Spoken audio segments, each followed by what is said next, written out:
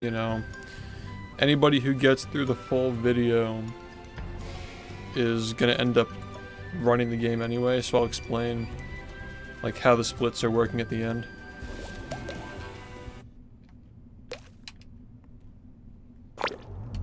Woo! I'm so excited to go to Glove World. I better meet up with Patrick before. This game is pretty young, so there are some parts of the game that are pretty spaced out. Like, there's not a lot of exciting gameplay in the first, like, several minutes, obviously. A lot of tutorial.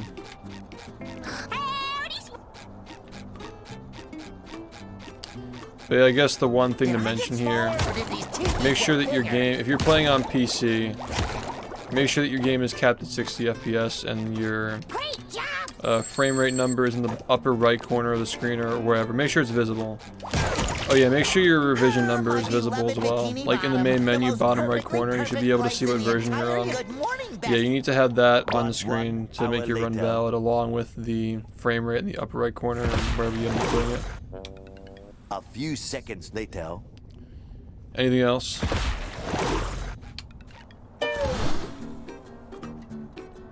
Oh yeah, if you want to stream the game and you're afraid of the whole like copyright situation because you know there are like copyright songs from the SpongeBob show in the game, there's a mod you can download on the tutorial.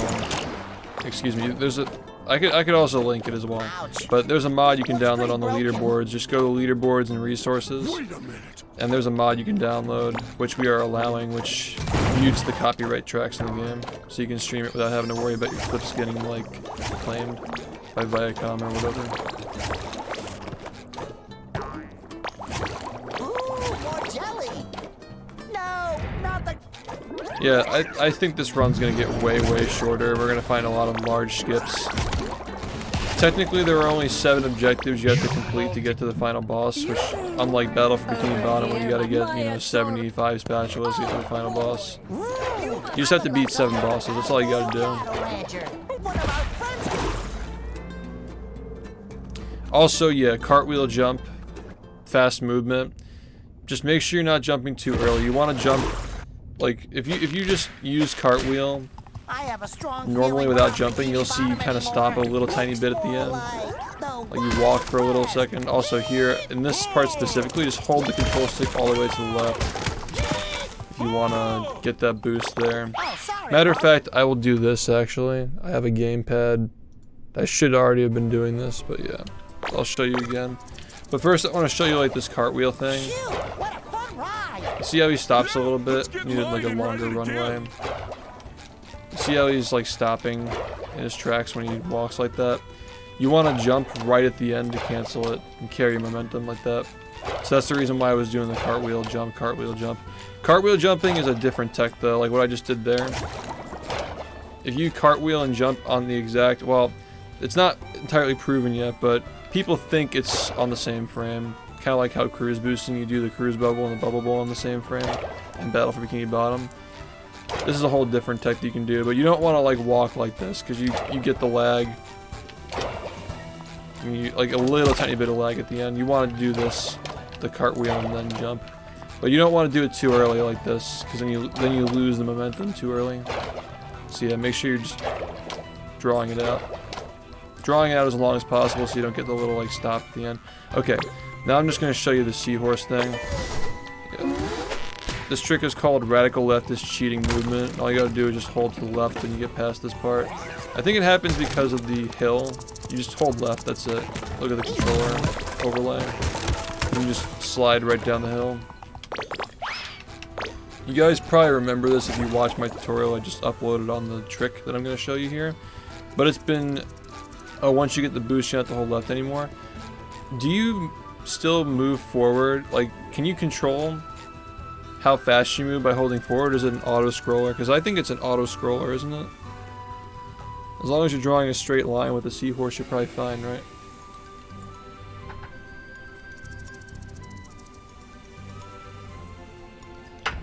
But anyhow, we're still learning a lot about the game, so I might make another tutorial in like a week or 2 or something, depending. But don't wait to get into it, because you want to get into it when it's accessible. We're already starting to find a lot of advanced strats like the pom-pom teeth. Stuff like that is going to keep getting found, and you want to get into the game before the tidal wave comes of all the hard stuff. Yeah, sure. Yeah, I'm curious to see what you find with that. Yeah, not exactly, but I mean, the reason why cartwheel jumping is like really easy is because you just have to press down, you know, the same like A and B. It's on the face, but cruise boosting, you gotta do that. Like the upper and bottom thing. Because you're doing a trigger and a button at the same time. But in this game, it's easy because you just, you know, as I say that as I'm messing it up. But yeah, it's relatively easy. You just have to press your thumb down on two buttons and they're right next to each other. Imagine if it were A and Y, that would suck. Oh yeah, by the way, if you use your Steam overlay to remap, what are we going with here, right? You can map buttons and triggers to different things, but you can't map like analog. Like if you want to do like analog remapping, you can only do it to control sticks. Control sticks to control sticks and buttons to buttons and buttons to triggers. Me personally, I like to map the spin to the trigger up here because it's just a repeat of the slam anyway. So that way you can do this this spin thing more ergonomically. Dodge spin is what's going on there. It's this, but it's fast. And what that does for you is it gives you coyote frames, so you can kind of like get more distance walking off. Because this game does not have coyote frames natively in it. See how I'm losing my jump walking off like that? Whereas in Battle for Bikini Bottom, like if you walked off like this, you'd have both jumps. Yeah, you get both jumps if you do this cartwheel spin off the cliff. So that's pretty important to know for spacing jumps later.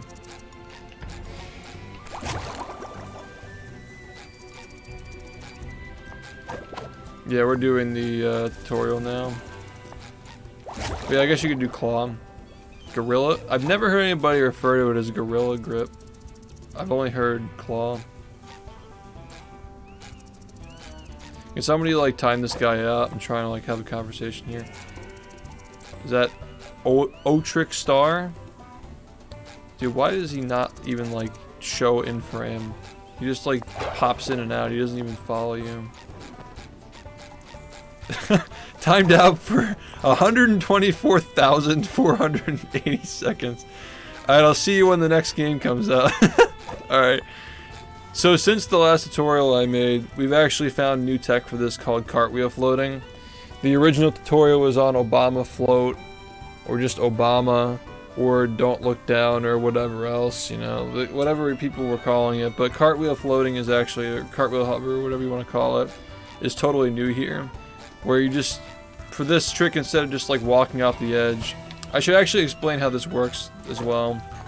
I don't want to alienate the people who didn't watch the tutorial that I posted a little bit ago. But this tech we're going to explain here is the floating, hovering stuff that you saw in my most recent runs that I uploaded. And the TLDR, the too long didn't read on that, is when your character is out of frame, and you'll notice this with enemies as well, animations don't finish when the camera's not on them. So this animation where SpongeBob is stuck in the air when he's slamming, you can make that just pause in its tracks and not end if the camera is off.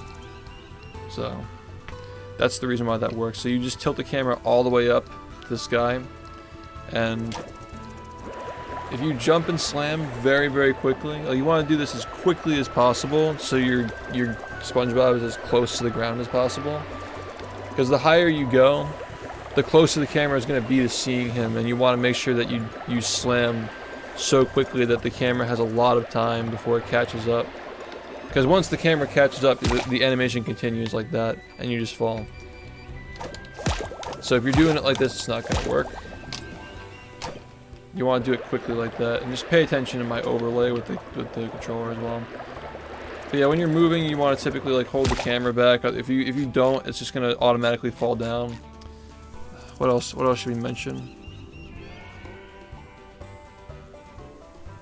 Yeah, don't get intimidated by this trick. It's actually very easy. It's not hard. Just give it like 5 minutes and you'll probably get it. If you don't get it in 5 minutes, doesn't mean you're bad.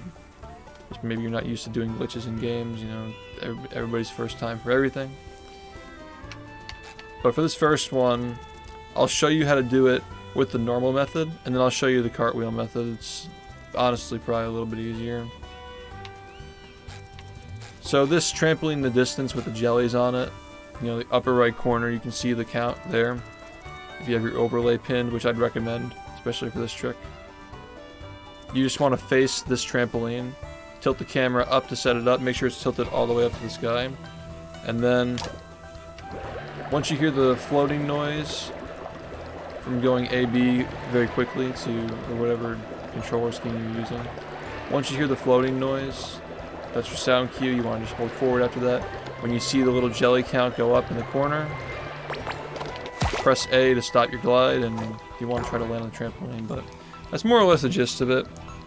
I'd say practice this one until you get down, because there are a lot of them in the run, and some of the later ones get a lot more advanced. So we'll just go back here, and I'll show you how to do it with the cartwheel. So the way you would want to do this quickly, it'll look like this. You roll off the ledge and you slam, but because the camera is not on SpongeBob, you're just going to float. And the reason why you would want to do this is not just because you can do it while you're running, like this. Like you'll see the camera tilt down a bit, and then you want to like catch it as it tilts down, like pull it back up as it's tilting. That's how you know you got it. But yeah, another reason why you would want to do it this way is because not only is it faster, you can also just mash to do it. You don't have to actually time the jump and the slam. Good amount of the time you'll overshoot though. So, you gotta be careful. Another thing too that I actually learned about this today is that it's actually way more effective to do it this way, where you like roll off and slam.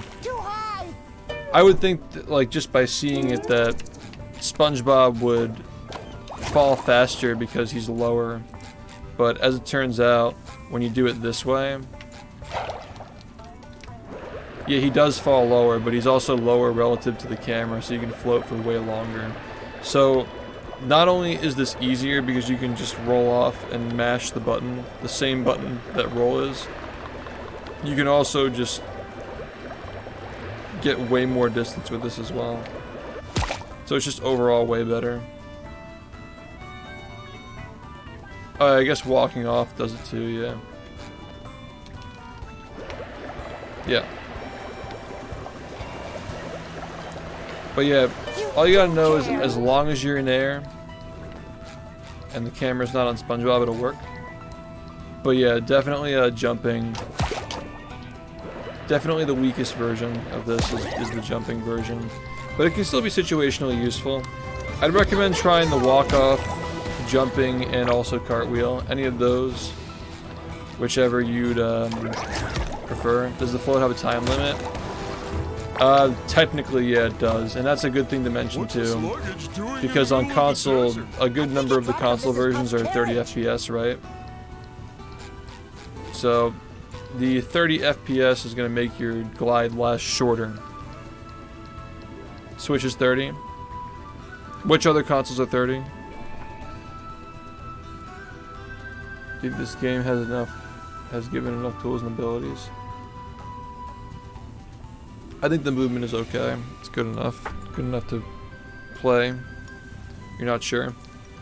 Well, for console players, your version may or may not have the frame rate. I guess I can only say for certain this tutorial will work for the newer gen consoles and also PC.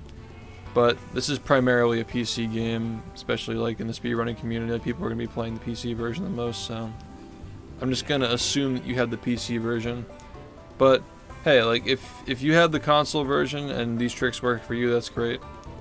But we do know that like if it's not working on console, it could be because of your frame rate. Again, I want to make more tutorials like this going through the full game as the game gets shorter and more things are found, more big skips are found. Yeah, it's a tutorial, yeah. But once you get that trick down, that's the only major glitch in the run so far. So once you have that down, you can just use it anyway. I'm thinking we don't teach the soft blockable version of this, yeah.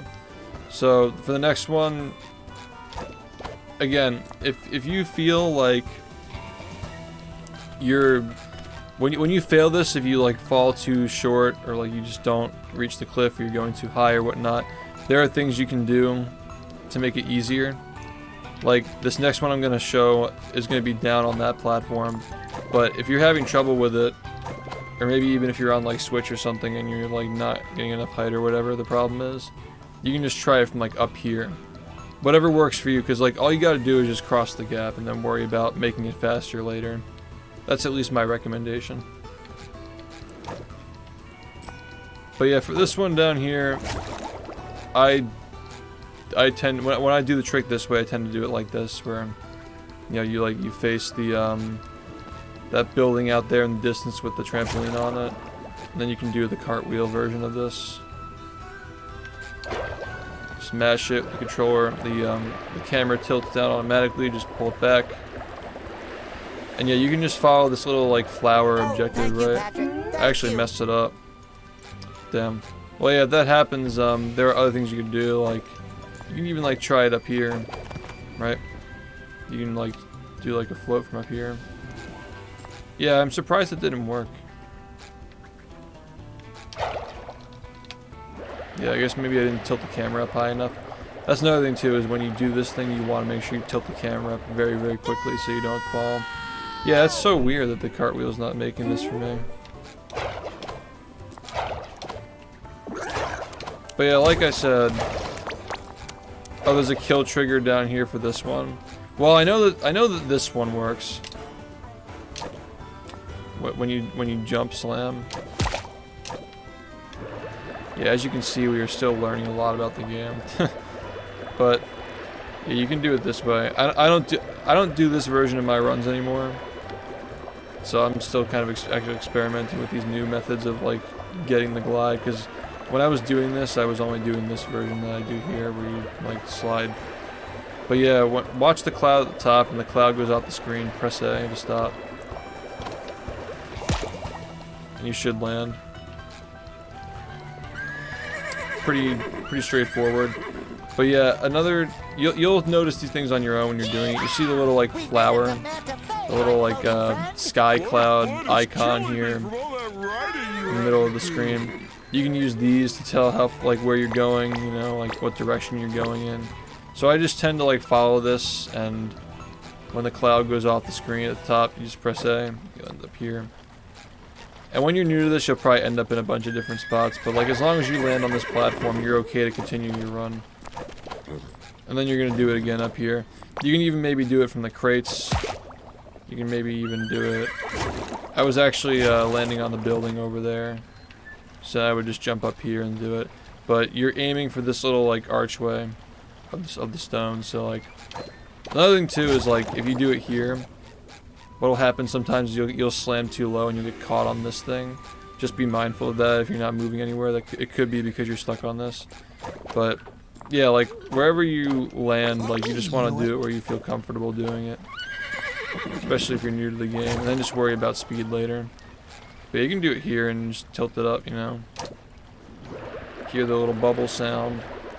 Hold forward, and you'll see the archway. Ooh, look, an old And there you go. sign. It says, Yeah. Once you get to this point, we're gonna be doing fly-ass Seahorse. Fly-ass Seahorse movement is really easy. All you gotta do is just mash X and A or whatever the jump and boost is. Really, really easy. What I tend to do is try to land on areas that are like angled upward though, so you can get more jumps in. And you'll see that way better in the train chase section. this is it, Patrick. That juicy cactus gold awaits us. This one is the one that, like if I lose a run to one of these things, it's typically this one if I didn't do it the right way. But you can make it way easier by starting from like up here. Once again, there are like a bunch of different places you can do it. Let's just like do it up here, for example, because it's pretty high up. And you can do the cartwheel mashing thing. So just face it. All you gotta do is walk off the edge, mash the cartwheel button. Just keep mashing it, and then the camera will tilt down. When it starts tilting down, that's your cue to tilt it back up, and then just hold it and you'll eventually get there. or you'll just, you know, fall off. That was being a little bit hasty there. Yeah, it works in the normal spot too. Like, this is the spot where we usually do it. I actually do it this way with the cartwheel from here.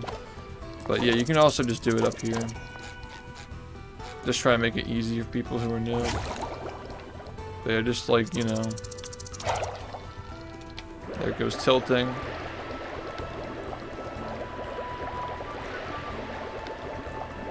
Float. The stopping indicator is pretty easy to see for this one. I mean, when you know you're getting close, you'll hear the little balls bouncing. There's a wall.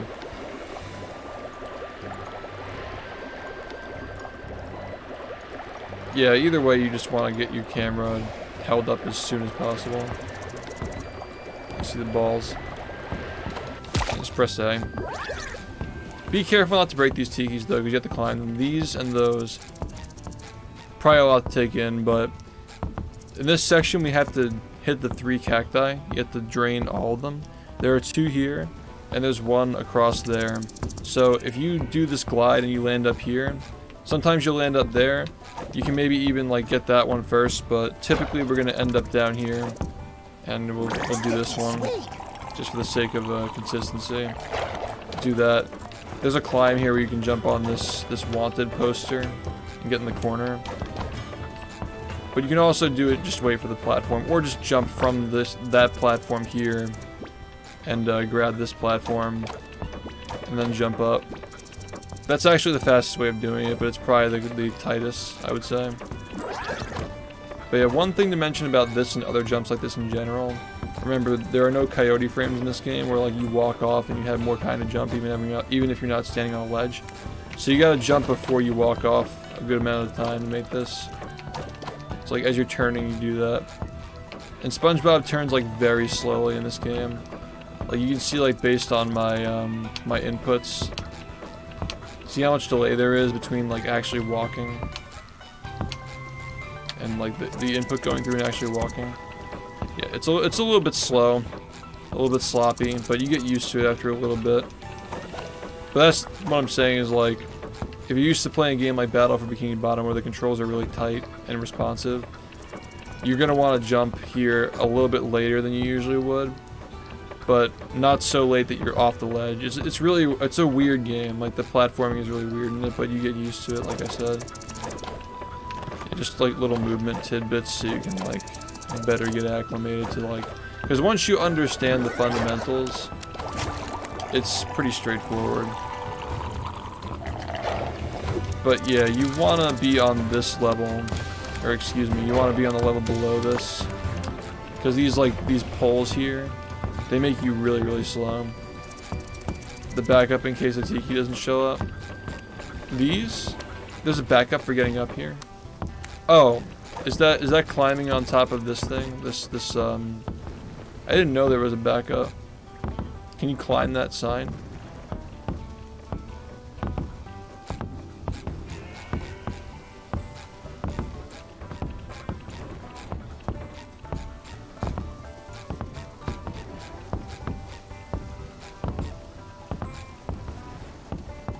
Yeah, I guess destroying the tikis. I mean, if it's your first run, you could probably just go around and come up the casual way.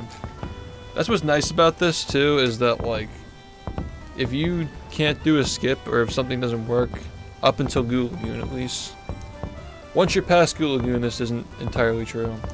But in most cases, if you're stuck on something, you can just do it the casual way, because the game is linear. Yeah, I mentioned that though, like sometimes you'll accidentally break them. Sometimes you'll just hit them and then you have to like go up. But yeah, I think that people will pick that up if they're doing runs. Like sometimes they're not there. And see, there you go again, like with the spin jump, the roll spin jump. Or cartwheel spin jump. Yeah. I'm gonna recommend doing this. You can do this the casual way, but I would very much recommend doing it this way, where you jump on this side here. Movement. Yeah, the camera gets all like bugged there. I guess you could just turn it the other way. Who knew the desert was such a hazardous environment? But yeah, see how I'm doing this jump spacing with the spin to get more frames? The Krusty Krab pizza is the pizza. Yeah. Oh yeah, what just happened there? Be very careful of that, because like sometimes when you press the A button once, it'll go through twice with this game. I don't know if anybody else has experienced that except for me, but maybe it's my controller. But a lot of the time when you press the A button, it'll go through twice, and then like the pizza will come out. So just be aware of that. It could just be the controller or the game.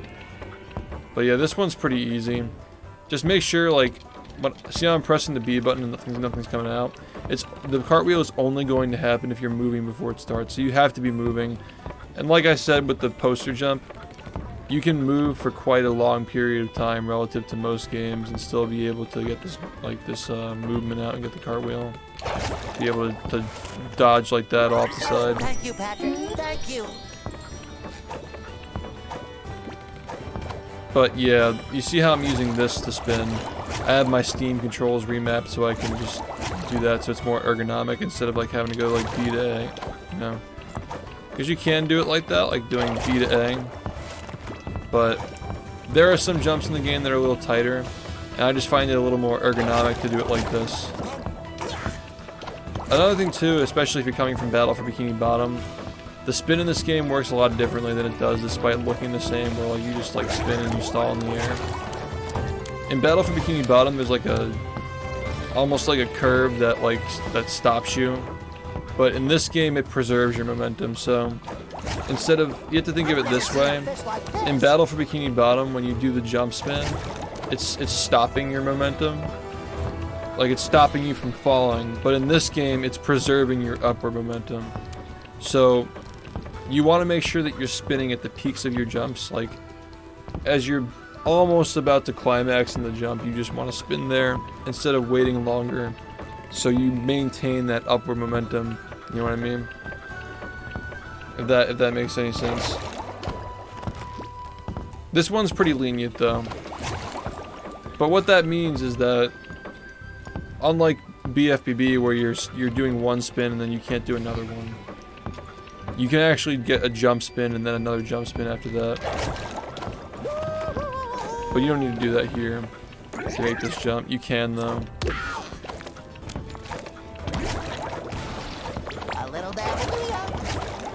Like that. Hey Drew, thanks for the raid. We're doing a tutorial right now. I think he lost his pants. Another thing too about this game is that the physics are pretty slippery. You want to be careful when you're doing jumps like this. What I tend to do to get on like small objects like this is just kind of like tap forward, because he kind of floats around. There's like pretty low friction, pretty low air friction and ground friction as well. So when you're jumping on something like this, if you want to avoid dying earlier like I did, just don't like hold forward too much. You get used to it after a little bit, but the game kind of like, the whole game feels like it's on ice to an extent. Not to the extent of Rehydrated where the whole thing felt insanely slippery, but like this game does still feel a little bit slippery, so just keep that in mind when you're trying to do like precise platforming like the poster earlier. Yeah, most of the tutorial stuff this early in the game is probably going to be mostly tips on movement and stuff. Yeah, the cartwheel jump is going to be your best friend here, just like rolling and then cartwheeling. You know what I mean? Or, excuse me, cartwheeling and then jumping out of it. Really helps make a lot of these bigger gap jumps possible.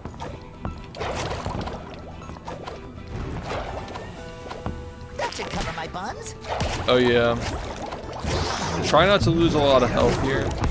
You're gonna want it for the next part, for timing stuff. One thing I didn't realize on my casual playthrough is that you can actually roll dodge to avoid this attack entirely. But the roll dodge in general actually has invincibility frames the entire time, so you can just spam it and just not take damage ever. For this next part, I think for the sake of consistency, I'm going to tell you to get 4 pairs of underwear, but you can time it with 3 pretty much just fine. but I'm gonna show you the bullworm skip, at least like our current version of it, because I think that we're gonna find a way to get to the loading zone by clipping out of bounds. But in this area, you don't have to worry too much about how fast you are because it's on a cycle anyway. We're gonna use the autosave mechanic to save during a challenge because you're not usually supposed to be able to save during challenges and quit. But we're gonna abuse the autosave feature. And the tooth is in the same spot every time. It's always gonna be in this this pile that I'm going to now. Ew, it smells like Gary's litter box in here. But if you have 4 pairs of underwear, this is guaranteed to work. You want to die as quickly as possible. If you have 3, you might barely miss it. But the reason why we have more pairs of underwear here is because if you look bottom right corner, you can't see it because my overlay is over it. But if you look in the bottom right corner when you do that, if you see the saving game symbol, like turning and like it says like saving game, that means that you got it. But the reason why, like I was saying, we want to have 3 to 4 pairs of underwear is because it's an easy way of mentally timing how long it's going to take for the save game to show up before you die. Because if you don't wait long enough and you just die instantly, like if you enter with 1 health and then you just die instantly, you're just going to end up not getting the save game. And you can't save during challenges either. Like if I try to save the game, it says you can't save during challenges, you have to get the autosave. Which sucks because, you know, we get to wait for it, it's like based on a cycle. We're trying to find a skip for it, but at the moment, you gotta do that. But you saw the game autosave, so you can just quit back to the main menu, and then you hit continue. And to know if you got it, you'll get the dialogue that progresses the game state here, so. Looks like we got it. If you don't get it, you just gotta go back down and do it again until you get the autosave. But once you're here. An eternity. Nice split. Yeah, this next part is like really straightforward. I'm probably not going to spend too much time talking about it. There's one little thing in the train that I don't think is really worth doing, especially if you're a beginner. Probably saves like half a second and you can die from it. But yeah, this is a much better showcase of Fly as Seahorse. Just make sure that you are keeping an eye on your health. Because if you're just spamming here, like I am, you know, make sure that you're like riding up these ramps as much as possible. If you're on good pace, you're gonna like clip further into the train because you're outrunning it. You're moving so quickly, it's super broken. You just keep an eye on your health. The cactus juice barrels are gonna take your health away too. And you probably know this from playing the game casually, but these barriers take down your health when you don't boost through them. Just be mindful of that. Yeah, the skip is actually here. You can do this very quickly without doing this, like hitting those enemies to get through this part, but you can also just roll dodge off to the side. I messed it up. I don't actually go for this in runs, at least not yet, because like yeah, it probably saves like half a second. You can do it very quickly, just by like hitting them, because the tartar sauce guys like take damage. But yeah, I have to remember how to do this quickly. You can just like dodge into like the little like metal side. Yeah, not the best person to demonstrate this strat. Yeah, it is kind of small. That's why I don't like it that much. I think that it's easier just to like do this. Like, see how fast that is? But yeah, like if you want to take a risk, I guess you can just like do that. Yeah, it's just weird. I haven't done that in like days, so probably why I messed up a bunch of times.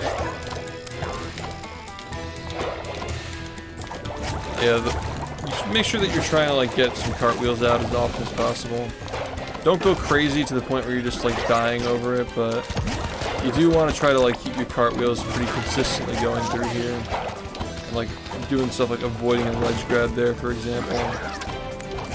This part, you want to just climb up here. Because again, look at those poles. Like the poles make you walk really slowly. You see that? Yeah, so you want to just do this from here. Same jump spacing. Just to skip that.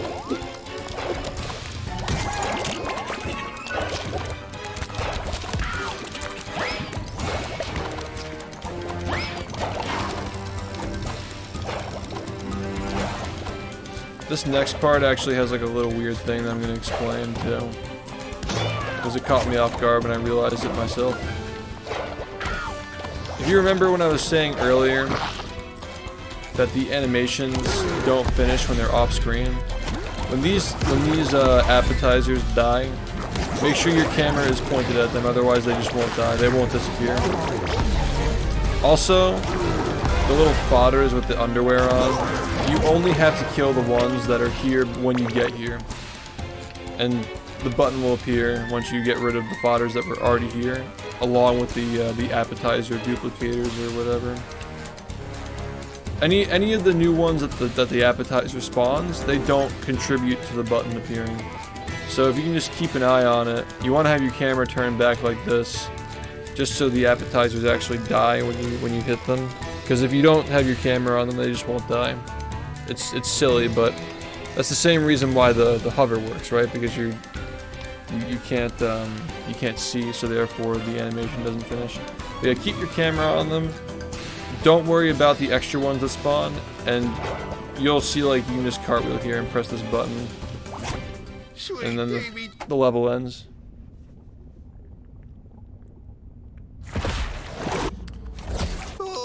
We should ask Cassandra where else we can find out SpongeBob. Yeah. Dude, I hate the Seahorse movement in the overworld. I can't be the only one. It feels so sloppy. I'm not gonna bother explaining too much movement here. Like, you could tell that was like a skip. Ooh, my karate. Getting around will be much faster with these seahorses. These jelly things kind of look like Fly-ass seahorse is kind of weird in the hard world, but He called them, what's the word? you gotta just avoid getting stuck on stuff. I think that Backlot is one of the harder parts of the run to learn. Ooh, now I know why they call them stretch. Do you think I should teach the new version? Stretch first. You think so? I have to admit, Or maybe I should just go with the one that... Wow, they're taking photos of us. Are we in the movie? Do I look bloated enough? I'll teach the old version first. The old version of Backlot first, because it's like really easy. what are you still I would doing? say, like, if you're gonna do it this way, make sure that your health is low. Like, make sure you're at like 1 health at the end of the train fight. Like, during the train fight, just make sure that your health is at like 1. Also here, jump spacing again. Hug this wall, I'd say, or like try to land like here. Because if you go too far in, you're gonna end up in jail. Because this challenge will start and you'll get walled in. One thing that I actually realized later is that you're not grabbing the wire here, even if it looks like it. You're actually grabbing this like invisible collision above the gate. Like if you stand here, you just fall. So keep that in mind when you're doing this. Because I used to aim for the wire and sometimes I wouldn't get it and I was confused, but yeah, you're actually just grabbing the some like collision over here. I also recommend like setting up this trick from this here. So like I said, like when SpongeBob's off screen, his animations don't finish. The same works not just if you're like looking up like this, but also if the wall is blocking you. But keep in mind, like we're gonna be doing this along the wall. The wall gets like it has a corner over there, right? So to make sure that the camera is still in the wall, even when we go around that corner and the wall gets lower. Because if you don't change the camera angle, it's just the camera's going to be going above the wall. So it's just going to mess it up, you know what I mean? Like it'll put SpongeBob back in view.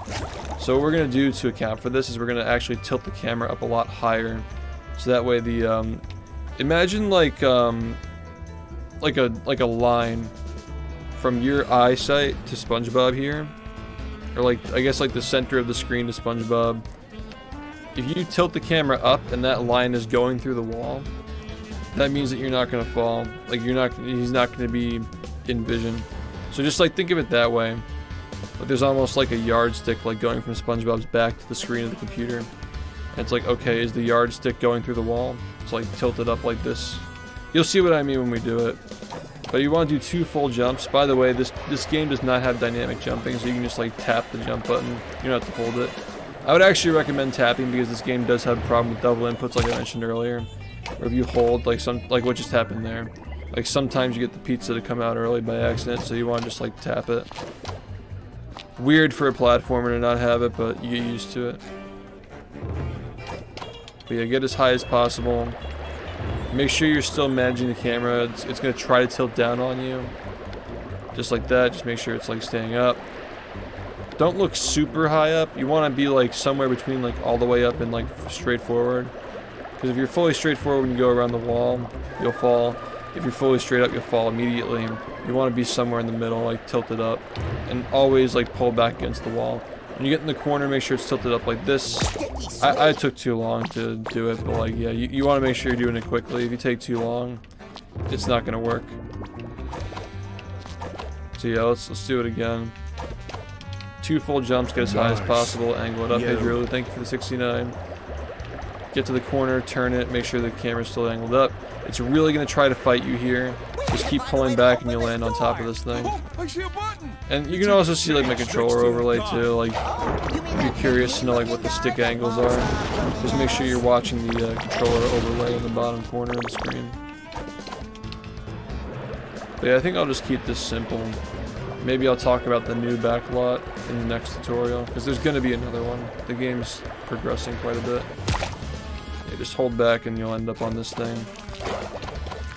Yeah, at the end of Western, you're going to want to have 1 pair of underwear, maybe 2. When you get more comfortable with it. Just watch out here for this invisible wall, because if you just jump off here, you'll end up in jail. You got to jump over it. And of course, there's like movement you can do for that too, right?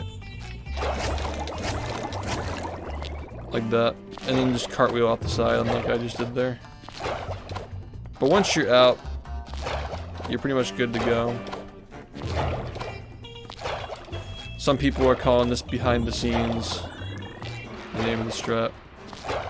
It was originally called 2D skip because it's like a 2D auto scroller, except it's not really 2D. It's like 2.5D. I started calling it 3D skip. It's kind of like a meme because it's a little silly calling it 2D when it's not 2D. But I kind of like behind the scenes though, it's funny. Yeah, you can just call it Obama if you want to.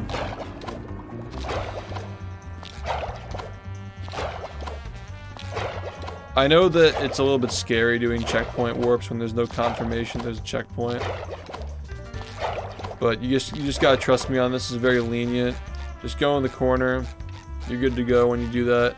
This corner here, I know like it's a sensory overload learning a new game and like looking out of bounds and stuff, but like it's the corner on the side of the little like staircase clipping through. Just touch this and you're good to go.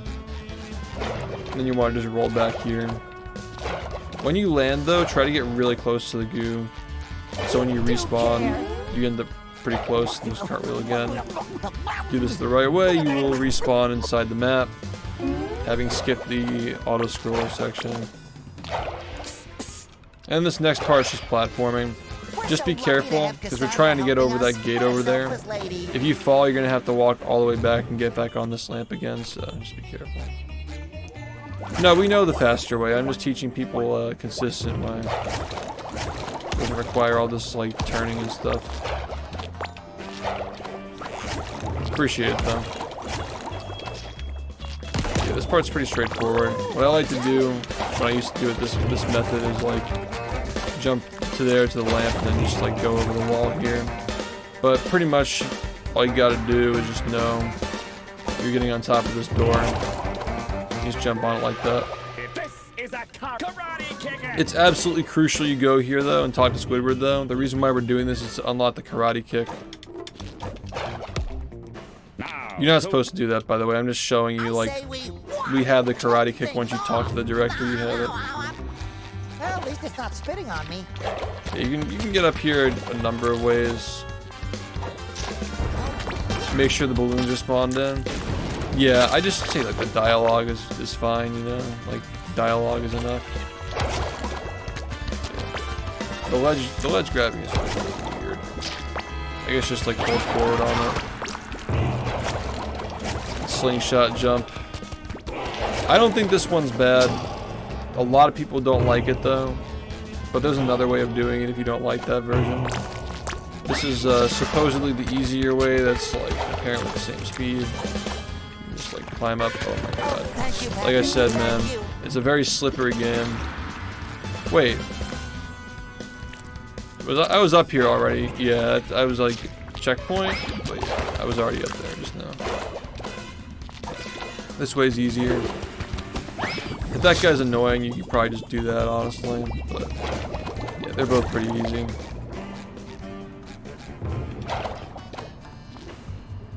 Talk to him and the balloons aren't spawned and you have to re-talk to him. I've never had that happen actually, but it's a good point. But yeah, make sure the balloon is spawned in. Yeah, just some platforming here. This jump's not as tight as it looks, especially because you can kind of land and walk on the side of this green turquoise looking building. You'll see here I kind of like land on it. Not bad. Dojo skip. Kind of get in the corner here because there are invisible walls like over here. Not invisible walls, but kill triggers. You can do the cartwheel run off here, or whatever way you're comfortable with. But what I'm looking for here is you see like this this floating button with the wheel under it. I just tend to go straight forward from here. Remember, you hear the floating sound, you're good to go. Keep going until you see this like silver crane with the little like cyan beam holding it, like get fully in frame and then go this way. Basically you're just trying to like hug this wall as close as possible. Because again, like if you do it and you touch the wall, like the invisible walls and kill triggers on this wall here, you're just gonna die and get teleported all the way back into the map. You're gonna lose a lot of time.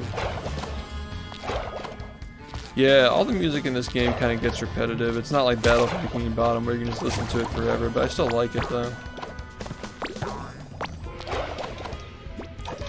You actually want to try to be pretty quick here because there's a crane cycle with the rooftops platforming. Crane cycle is annoying. Just make sure you try and go fast. Well, it probably was working, but now it's not.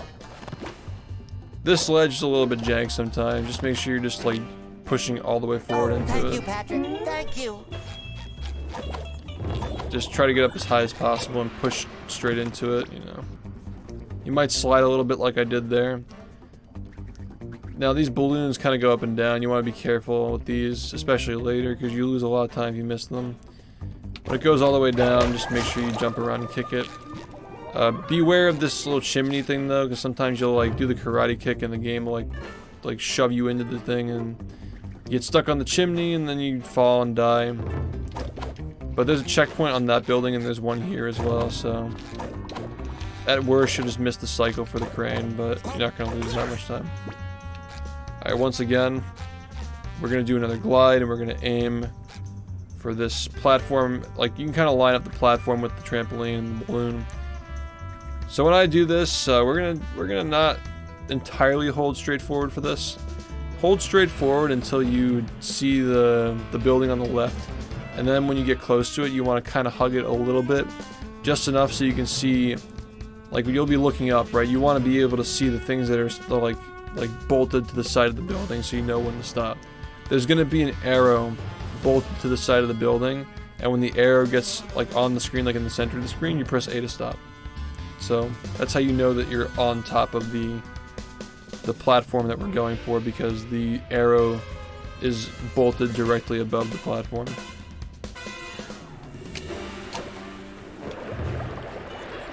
So we're going to do this, make sure you're going straight.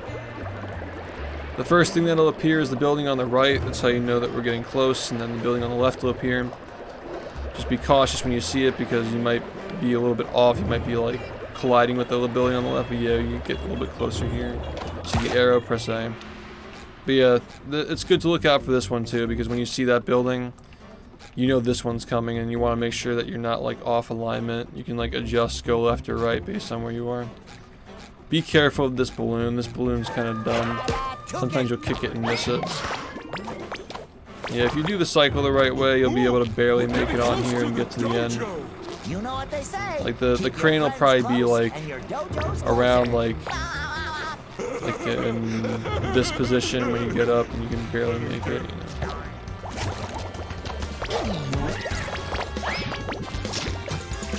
If you have 2 underwear here, that's a pretty good number to have. 2 or 3, but you definitely don't want to have 4 because there's going to be a death warp fight skip strat you'll be seeing later. And yeah, just a reminder, the kick can be used to like boost toward enemies, makes them run faster. You want to aim for the guy on the right here so that way you can get on top of the trampoline faster. Hit the button first. And again, you don't have to worry about like losing too much health here, because you'll see in the dojo. Do you have to hit this button twice? I don't think you do. I don't think you have to actually hit it. Yeah, you don't. Okay. Yeah, you can, but I think it's better to have fewer. Just like that. Also, definitely use your cartwheel here. I like to have 2 going into this fight, but if you have more than 2, you can just like step on these things when they're active and you'll take damage. You'll see that again later. By the way, you'll notice sometimes like Sandy will like not take damage when you kick her. Just wait for her to touch the ground, or when she says "uh-oh," that's a pretty good sound cue. As long as you don't get the glitch where she's floating in there. Yeah, but when you see this, just like walk. Walk when it flips up. I actually should be like clear with that. I thought I had 2 pairs of underwear. If you have 2 pairs of underwear, start walking into it as soon as it starts blinking. But if you only have 1 pair of underwear, walk into it when the wheel flips over. So like when the floorboard flips over, revealing the wheel, walk into it as that's happening if you only have 1. Because you want to die as the wheel's coming up. So if you have 2, you want to start getting you want to get damaged a little bit earlier. You want to start earlier. But if you only have 1, you want to just die immediately when it happens. But yeah, if you do that, you skip the wheel phase. And then yeah, just continue on. The rest of this is just casual. I like to stand here though, just to like get rid of these guys first because they're annoying. Sometimes like what just happened there, if you're not quick enough, they just kind of like go against the wall. Except like in this phase, it's not that big of a deal. You just gotta be careful in the first phase or second phase or whatever. Second phase, yeah. Because you wanna do all the fighting closest to the center of the stage. If you're not close to the center, you're gonna miss the phase skip. So just make sure that on phase 2, you're like staying pretty close to the center of the stage.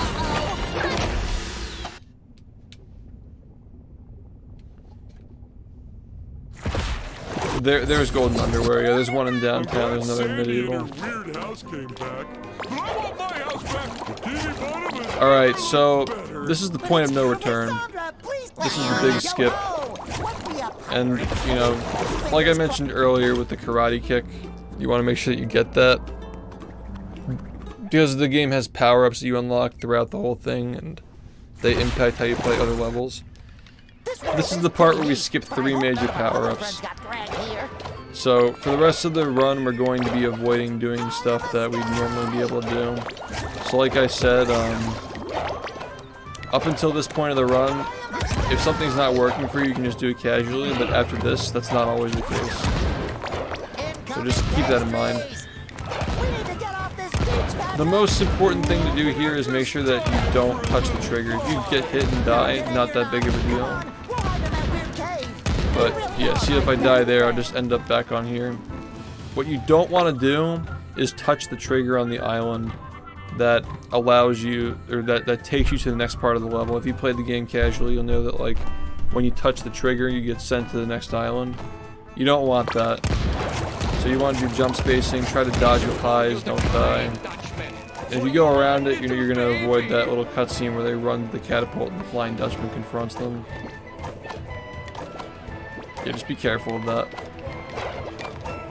And you're probably noticing by now, at least at this point, that these floats are a lot easier than they look. A lot of people get intimidated by just not being able to see, but you get used to that very quickly. Alright, so you see how like this island is kind of like moving a little bit? In a way, like this bush is moving in and out, revealing the cliff, though it's kind of like pulsing. You see right in front of me? That's what you want to aim for here. And when you touch the cliff, you just want to mash A so you can get on top of it. So once again, these are much larger gaps across though. If you have trouble with these and you didn't have trouble with the other ones, perfectly normal. These ones are a little bit harder because they're bigger gap jumps. But we're essentially going to skip the entire level with this, so crucial that you do it. Don't give up. If you're having trouble with it, you know, we have a Discord server. Check in the description of this video, you'll see the Discord server for the Cosmic Shake. Or you can just come in my Discord server. There's probably somebody in there who can help you too, because the communities cross over quite a bit. Just face this part. This is something that, like, again, I had to learn myself. It's like knowing the visual cues and stuff, but yeah, nice just to like know, like just look at this part that's like coming in and out.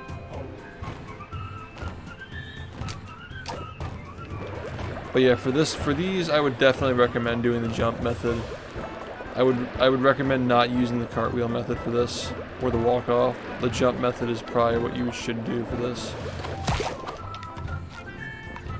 Yeah, this bush can be a little annoying to get up, but good way to do it is like from the side here, you know, like I just did from the front. Yeah, the platforming has like, it's gonna feel weird when you get here yourself. There are a lot of invisible walls everywhere. It might take you some tries to like be able to scale it correctly, but you're trying to grab onto this little leaf thing that's like hanging over the cliffs. So you just jump up, avoid the invisible walls. There's one here. Just grab that. There are a couple of spots where you can do this. I personally do it on top of the highest point of this. You can tell it's the highest point when you start walking forward. You start dipping down a little bit. You can get a feel for where the highest point is. Or you can do it on top of this palm tree. I personally don't like the palm tree strat though. But either way, you are aiming for... I'm so bad with ship part names. The part that like comes out of it, like the forward one that's like over the mermaid, the little pole part. You're aiming for like where that connects to the ship, like the little corner there. The mermaid's hair, sure, but like the bow, yeah, I don't think that I don't like the mermaid's hair thing because like it goes down a little bit.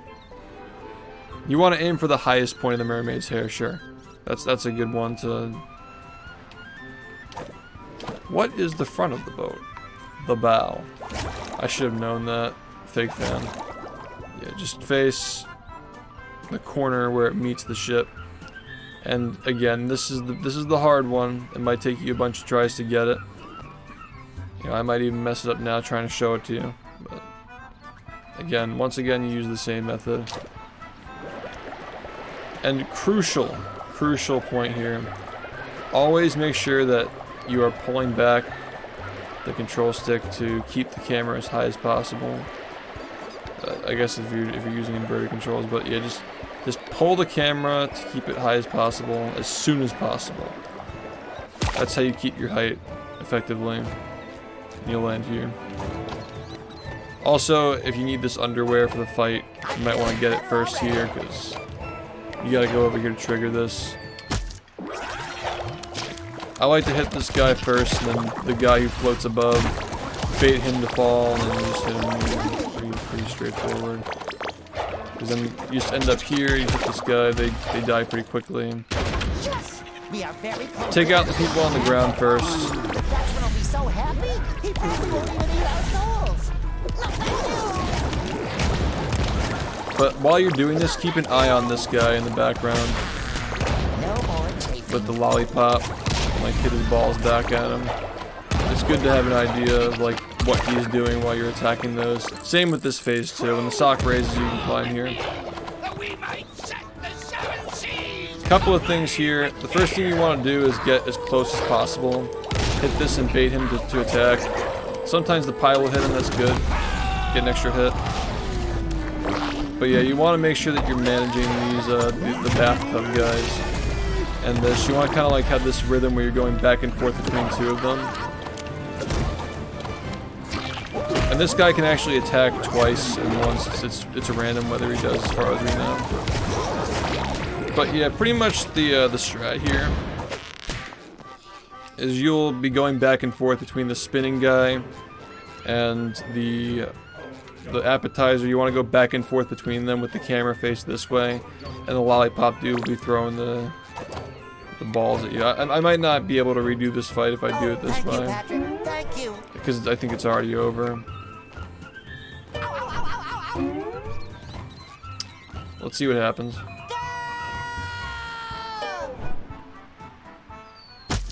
Okay, nice. Yeah, so you get to see it again. Cool. So bait him. Guys to the ground.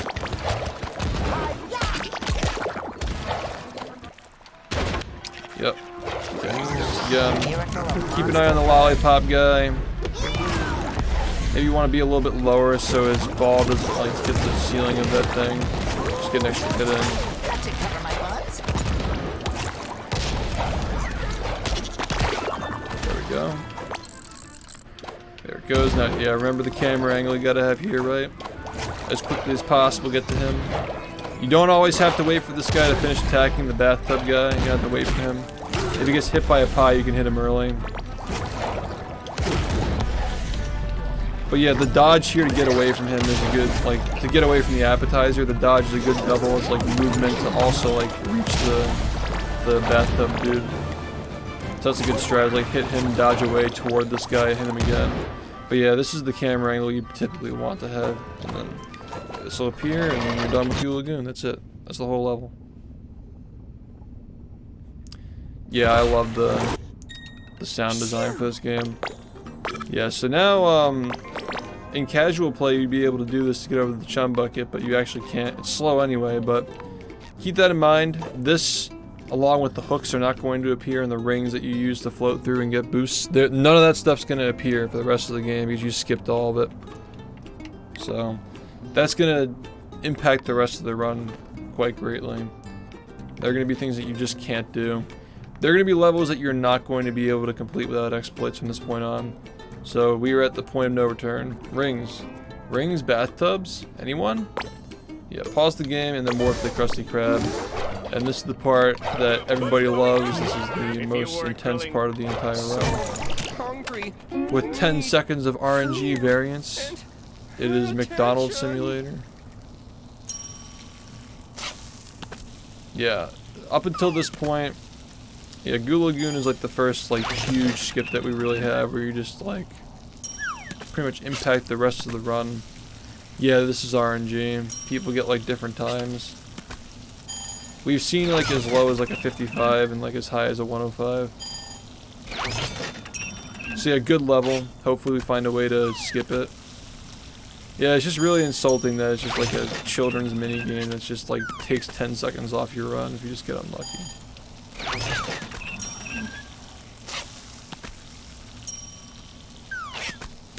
Yep. By the way, this is one of the sections of the copyright music if you don't have the copyright mod.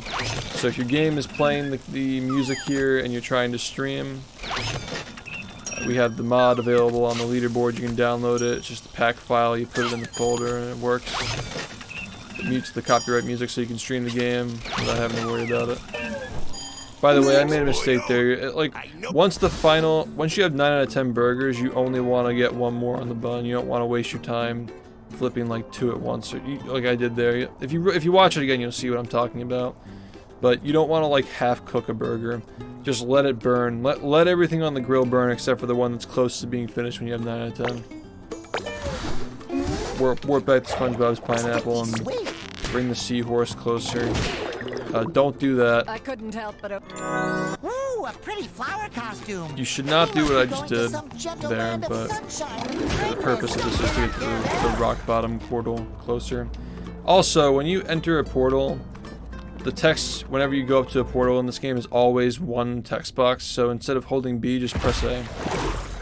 So just don't do what I just did there. Whenever you walk up to a portal, you have to just break your muscle memory habit of pressing A. There's a little optimization here where you like go from like the second window and like kick this. I didn't get it there, but I can try to show it to you. Whenever this comes back.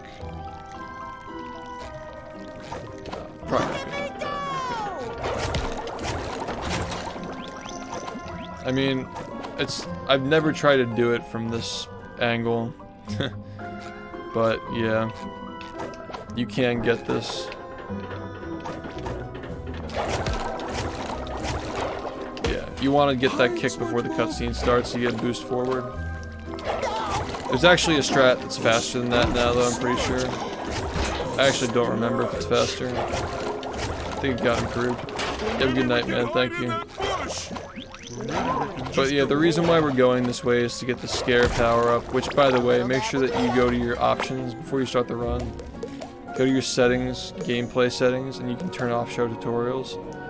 But I guess when you're learning the game, like, you can turn it on here just to, like, see where it comes up. We're doing this to get the scare power up. It's right here. So when, I guess when you touch these T keys, you're good to go. So yeah, scare power up, we want that. I'm just gonna turn off the tutorials again, so I wanted to show you that. So yeah, in the actual run you won't see that. If you have this off. You go up to the T keys. Yeah, I agree. Once you get here, you just warp back to the beginning of this level, and we're gonna set up another glide. But this time we're gonna do a little exploit with the pizza box. This actually is my first time talking about the pizza gliding exploit. You can elongate your glide by stuttering it like this. If we can jump up here, I guess you can't. I jump here. Cool purple lamp. I'm just gonna. Where can I even show this? I guess here is fine. When you stall the pizza box like that, you can get more distance because the pizza box actually slows down your movement. You see that? So you kind of do like a rhythm of like holding it like that. You'll see it later. But there's another exploit too, where if you change costumes, you can regain your jump out of a glide. So what I'm gonna do here is like show that off. So I should be floating above the ground now. If I pause the game and switch to a different costume and just press A a bunch, you can do that. You can just get your pizza box. You can get a jump back and get your pizza box back. So we're gonna do that here to skip the entire level. Damn, my eyesight is bad. Oh wait, it's over here. Okay. Guess my screen's too dark. Yeah. Hey monitor, thank you for the 16 months. Yeah, this is very easy to do. Just look at this this pipe above you.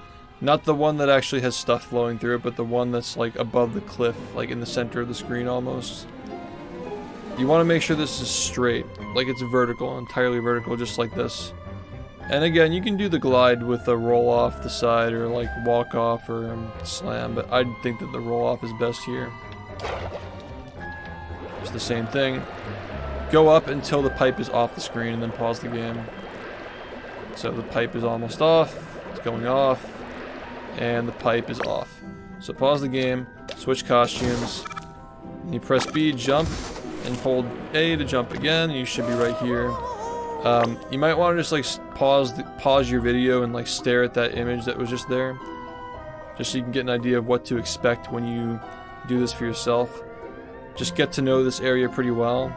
You're looking for the tile ground on the floor aside from this building.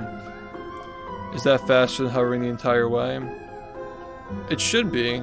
I think it's a good visual cue. I mean, like, technically the fastest would be just like hovering straight through and not having to use the pizza at all. But if you overshoot, you lose time. I just think that like using the pipe as a visual cue, maybe wait a little bit after the pipe to do it. I think it's still fine doing it this way though, especially if you're new. But yeah, you can just do that to get more distance and then touch the corner here. You'll see the main objectives come up on the side of the screen. And then what do you know, you have this unlocked now. So you're in the Rock Bottom Museum. Be careful not to get this guy to notice you, just like jump over him.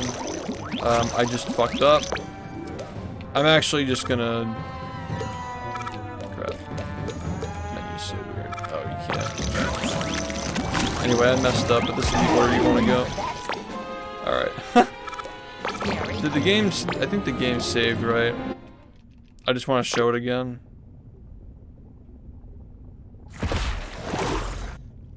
Yeah, okay. Cool.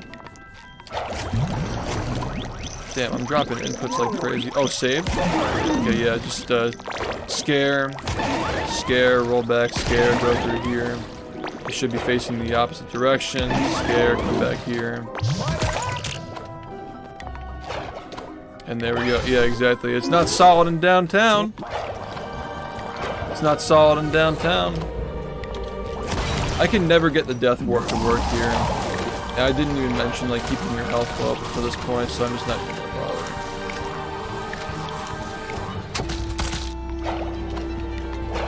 So with this jump, you actually want to be more like at the halfway point. Don't go higher, even if it seems like, oh, I'm higher, I'm gonna get more distance. You want to be like right here for this one. You kind of like get like stay on the side a little bit. But yeah, if you go higher, you're not gonna make it. So you kind of like get like it stops you a little bit when you fall. Just go toward the middle. Be careful here. If you go too close, the stair will spawn on top of you. The staircase will spawn on top of you. It'll be like right there, closer actually, but like just be careful on your first one. Thankfully with the hover, you have invincibility here. When you're doing the hover, you have invincibility, but just be careful either way, not to die. Also, I've noticed that like if you do the hover like before this little hump here, sometimes you get caught or like it stops you from doing it. So just like kind of stand here. This is actually a pretty decent like camera view of doing it. Is like this. Just hold to the left. You'll see a pillar. Just like that. You can also face forward, whatever works for you, but yeah, that hover saves a lot of time. Interesting. That cutscene came up instantly because I waited, I guess. Is this game just all frame rules? Like meme, obviously, but like the whole game's on a cycle. Like it's checking to see like if something's happening like every... Anyway, just like pause the game and warp to the beginning. A lot of buses in this game, yeah. Oh man, we're up to the Joe Biden skip. Joe Biden skip. You have to pause the game and go to Mrs. Popularity School. This one's really easy to practice. And you get some interesting movement at the beginning with the spins mixed in.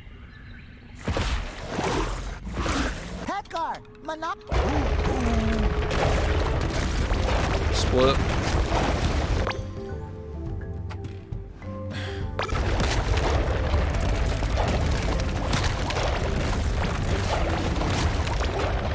Yeah, for here you just want to like space this out to get as far forward as possible, and as it falls, spin to like delay yourself and start floating. This will make more sense when I show it again. But what you're looking for here is where the color of the wall changes. And if you spin, you're gonna fall slower, so you have more time to react to it. I'd recommend it. So you pay attention to where the color of the wall changes, like that like deeper reddish thing. The pattern kind of changes too.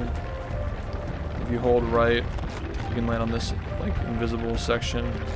Just be careful though, because when you're up against the wall with the pizza box, it goes away. Like it stops. See how I'm like trying to get it, it's like not working. Pizza box again, like it goes away when you try to do it against the wall. So just keep that in mind. Don't go too close to the wall, don't be afraid. It's really, really lenient. You don't even have to do a stall for it with the pizza box. You don't have to like do the stalling pattern I was showing earlier. Just hold it. Go around right here. Like a good visual is like the tikis or like the corner of the map here. You can actually fall here though, so like I'd recommend like once you get in, just draw a straight line over to this area here. I try not to like curve around too much. But once you're out here, you are out of the map. And we're gonna set up Joe Biden skip, aka Dark Brandon. The big version of this. Actually there's a new one now. There's Dark Brandon final form, potentially. Saves even more time, but that one's a little more complicated. We'll save that for another day. I think a good way of measuring this is being kind of like right here, between these two vines. The distance here is key, because if you overshoot it, you're gonna fall into a pit. So make sure SpongeBob is like actually lined up like straight in the middle of these vines. And the way I line this up is actually with the lava in the background, not the one on the left, but the one in the center that's coming out of the big hole with the rocks surrounding it. I like to line it up so the border of the lava is cutting through SpongeBob's head. So not like exactly straight through like this, where like the lava is like going straight through him, like centered with him. But I put the right wall of the lava, I just centered the right wall of the lava in his head like that. Hope that makes sense. You want to really make sure, I know you've probably been doing this up until this point, but like really make sure that you hold up the camera perfectly straight, especially for these, because like sometimes if you like hold it up like this, that was really extreme. You gotta be bad at games to mess it up that badly. I mean, it's not gonna look like that, but it'll be very subtle. Make sure that it's very straight. Just be careful of that, especially here. What you're looking for here is like a massive wave of bubbles. When you start to see the bubbles, honestly, the earlier the better. You don't want to wait too long to slam or you'll fall in a pit. Then you lose like a minute or something. It's dumb.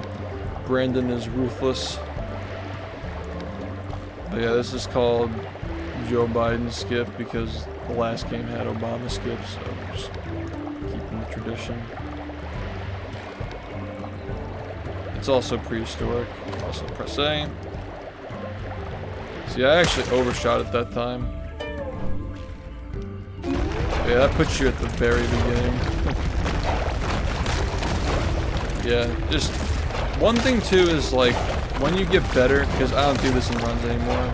When you get better at this trick, or any of these glides for that matter, any of these Obamas, you're going to have instances where you overshoot stuff like that, because you're getting better at timing the inputs, so you're getting more solid glides, you're going farther. So if you're noticing inconsistency like that, don't freak out, don't be worried about it. It could just be that you're getting better at the game. So we'll set it up again.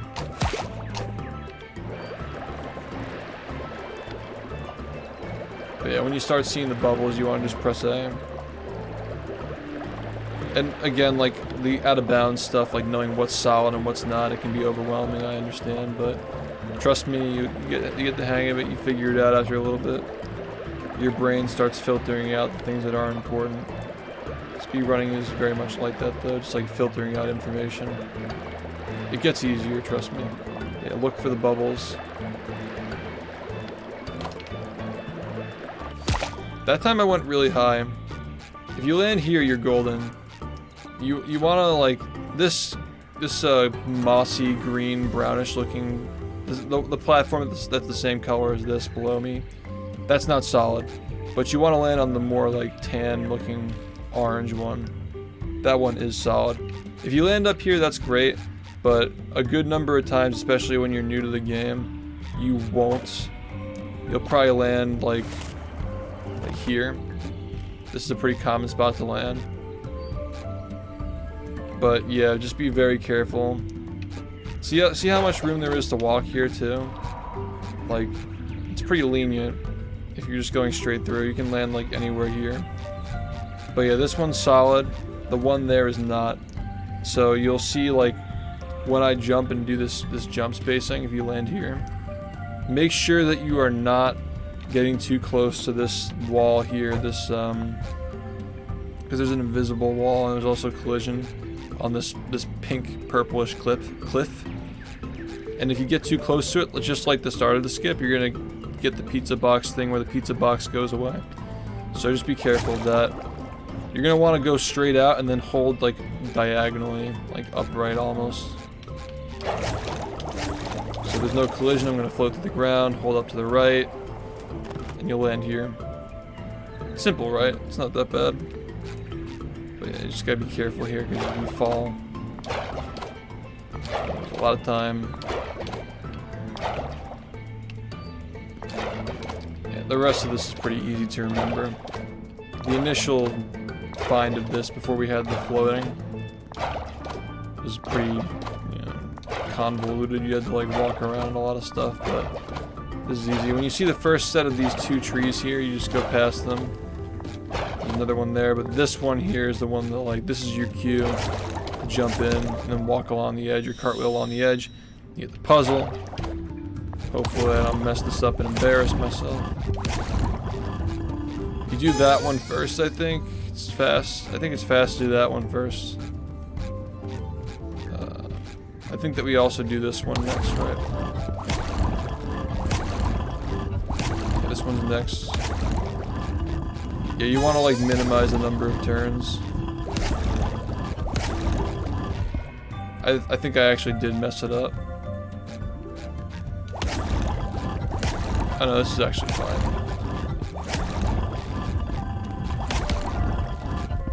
Well, you're not supposed to hit that. It's kind of annoying.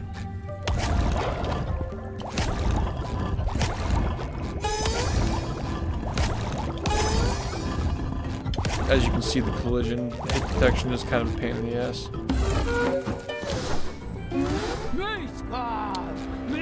There are strats here, but I'm not gonna pollute your brain with them until we make them more consistent.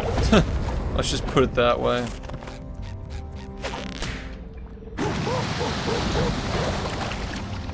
Just remember that dodge rolling is your best friend in this fight.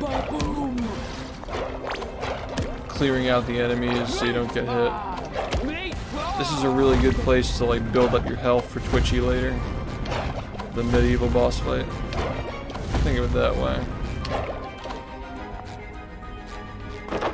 If you forget where the stalagmites are, you can just like look up and just see them fall.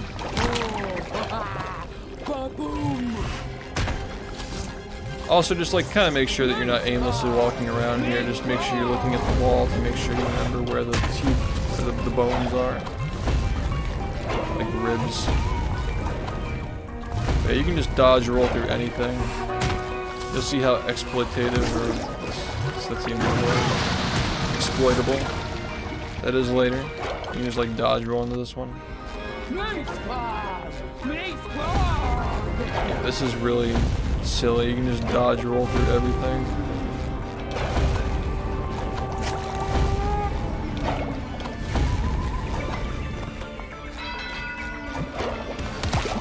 I would recommend getting rid of these guys. Oh, it's so lit. Make sure you get rid of these guys because they will get stuck to you and they can probably cause you to fall in lava.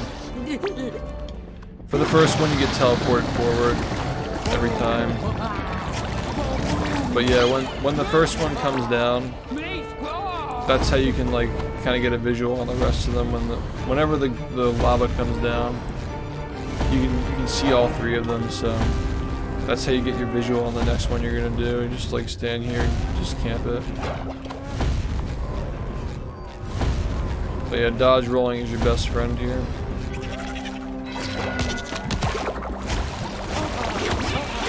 Because remember, like, you can also cancel moves out of it.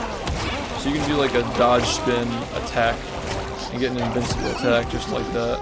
It's like very hard to die here if you know like how to exploit that. Like on the left you see the other ones there. We're just gonna wait here, get rid of this guy first actually. Hit.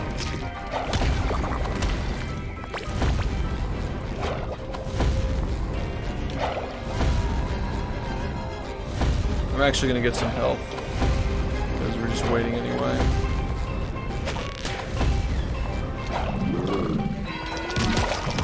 Yeah, most important thing here is just not dying. You lose a lot of time if you die, obviously.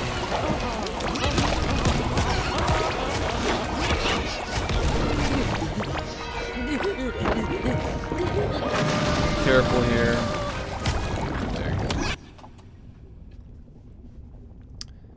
I think medieval is the hardest level to learn for beginners. That's my take on it. Bunch of big skips. My favorite spot. Also, you gotta deal with Twitchy, which is annoying. Oh boy. Just like the bullworm mine, the books are always in the same spot here. You kind of just like go in a straight line and just come back and get them. That should do the trick, Patrick. Pretty straightforward. Just like watch that again. It's like pretty easy. Sandy's tree dome warp this time.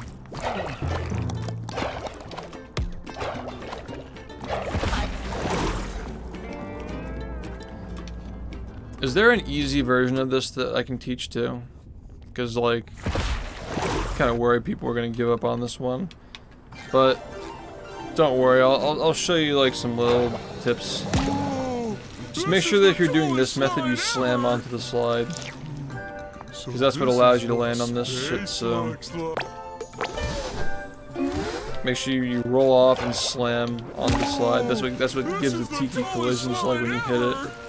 You kind of get knocked around. It's jank, but yeah, you will not like go plow through them if you do that. It gives them collision.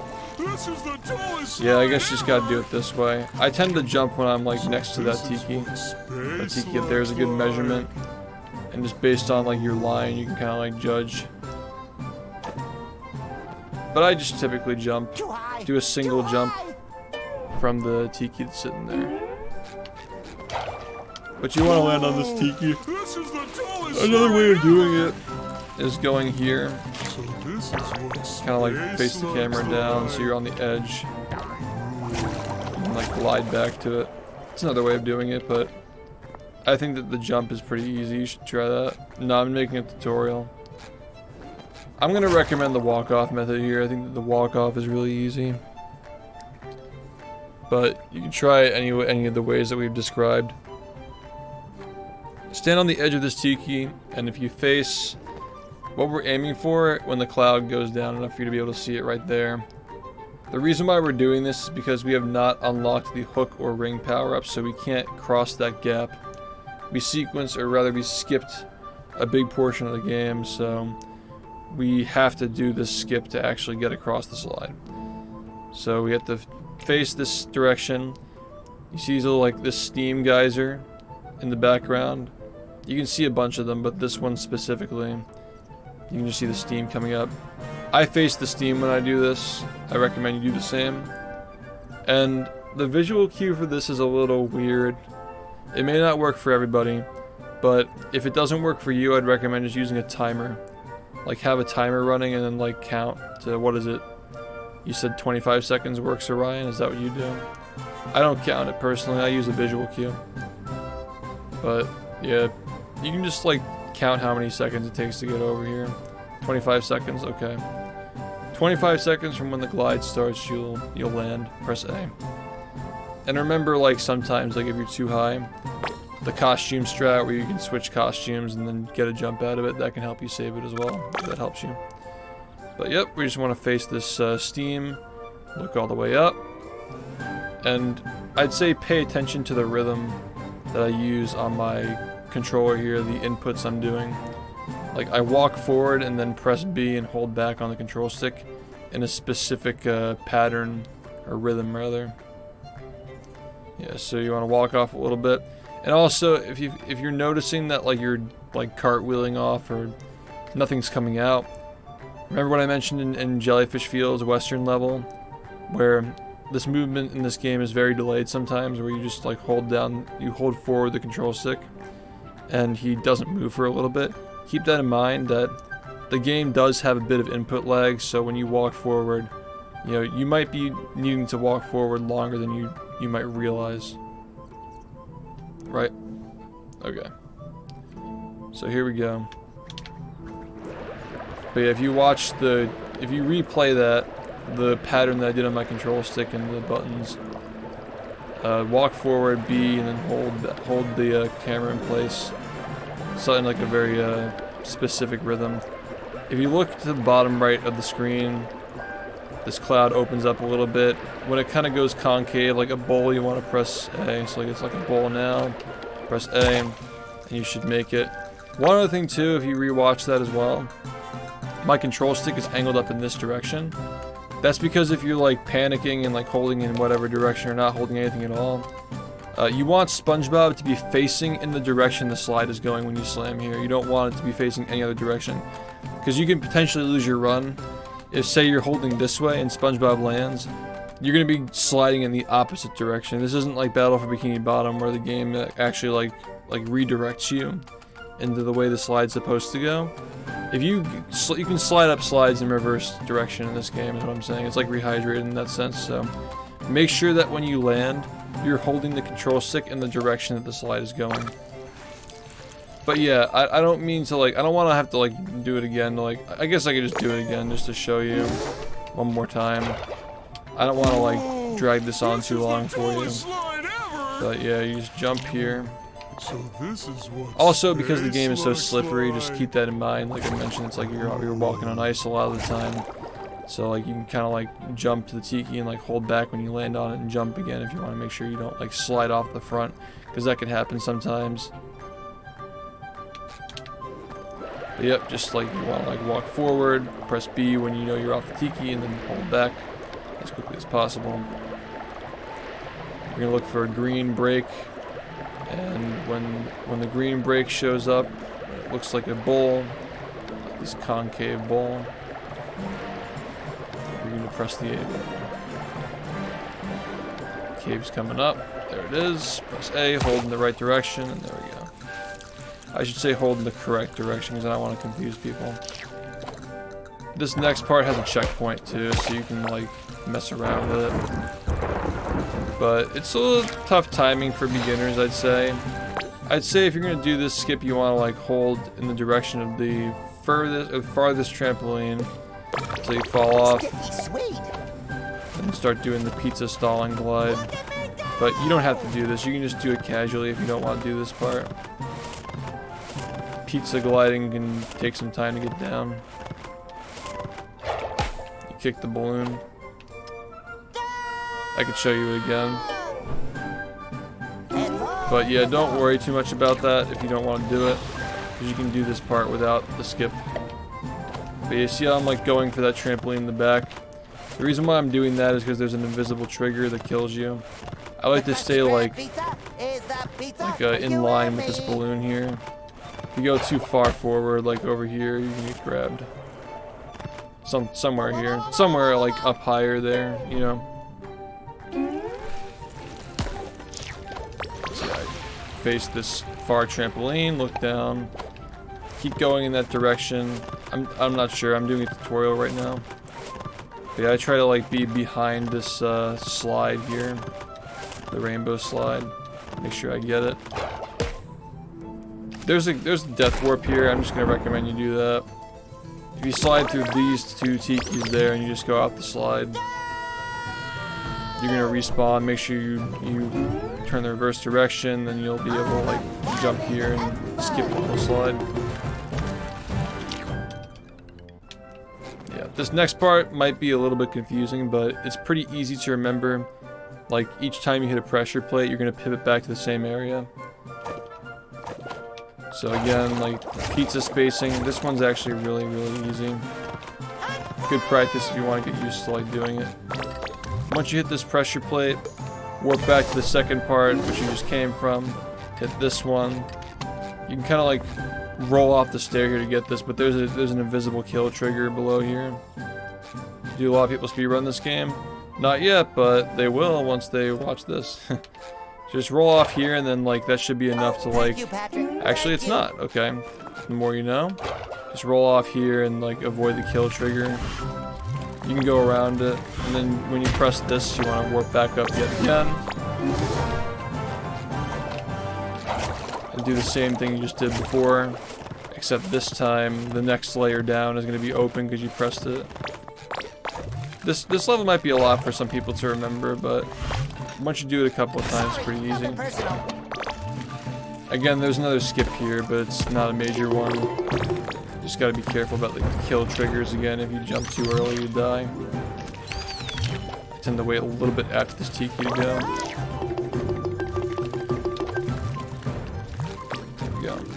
And now we're gonna skip the entire level, more or less, and just go straight to the courtyard.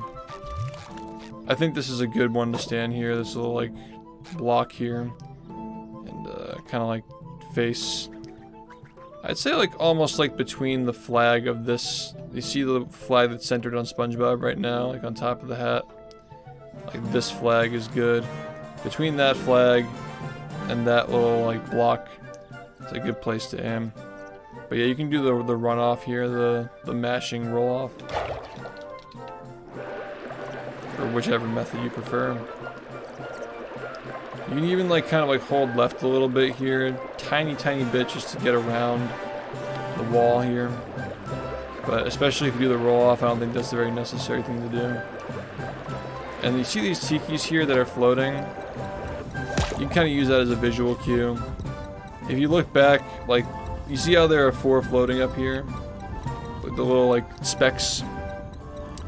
The bottom right one, when that crosses over the little opening, little circle in the cloud, you see that? You see how, like, the bottom right tiki is, like, kind of close to that? When that crosses over, you can just press A. Because you might overshoot it, or you just lose time because you're, like, going too far. And yeah, this is a question that comes up a lot. This pattern is the exact same every time.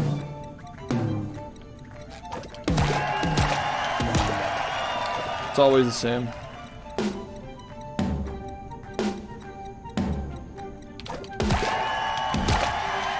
Yeah, we've really cut a lot out of this game, man. It's becoming more and more accessible the more gameplay we cut out.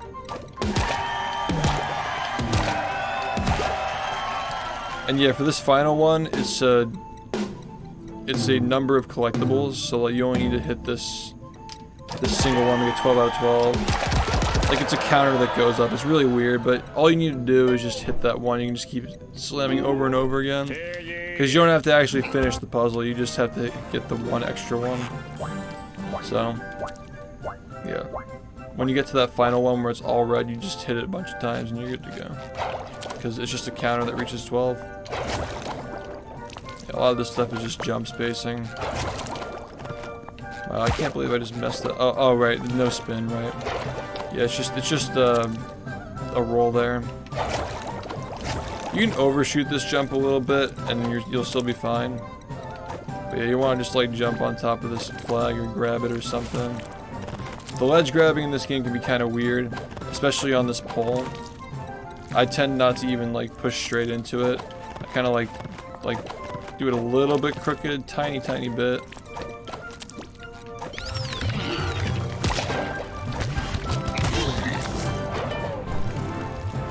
There are a couple of ways you can do this. I'll show you the really easy one first. Cover my buns. Ooh, more jelly. What if one of these beds is better than mine? Because again, remember, we can't use the fish hooks. Yeah. For this method, we want to get straight to this bed. So, as you already know, we can just do this. I'd recommend not rolling off here. I don't think they'd really make it. Maybe it would. Because I don't do this method anymore. But yeah, you want to do this. That's pretty consistent method. This one's a little bit harder. Because you can also break the tikis. It's riskier. You can't attempt it again. I think the most consistent setup for this is walking off to this side, and the reason why is because this wall here extrudes out a little bit more, so it blocks the camera a little bit better. So when you stand here, you kind of like look up all the way and walk off to the side. You should get it. Again, the walk-off strat, just like the one at the beginning of this level, you walk off to get it. Go to the second bunk bed. I think in some cases you should be able to make it over.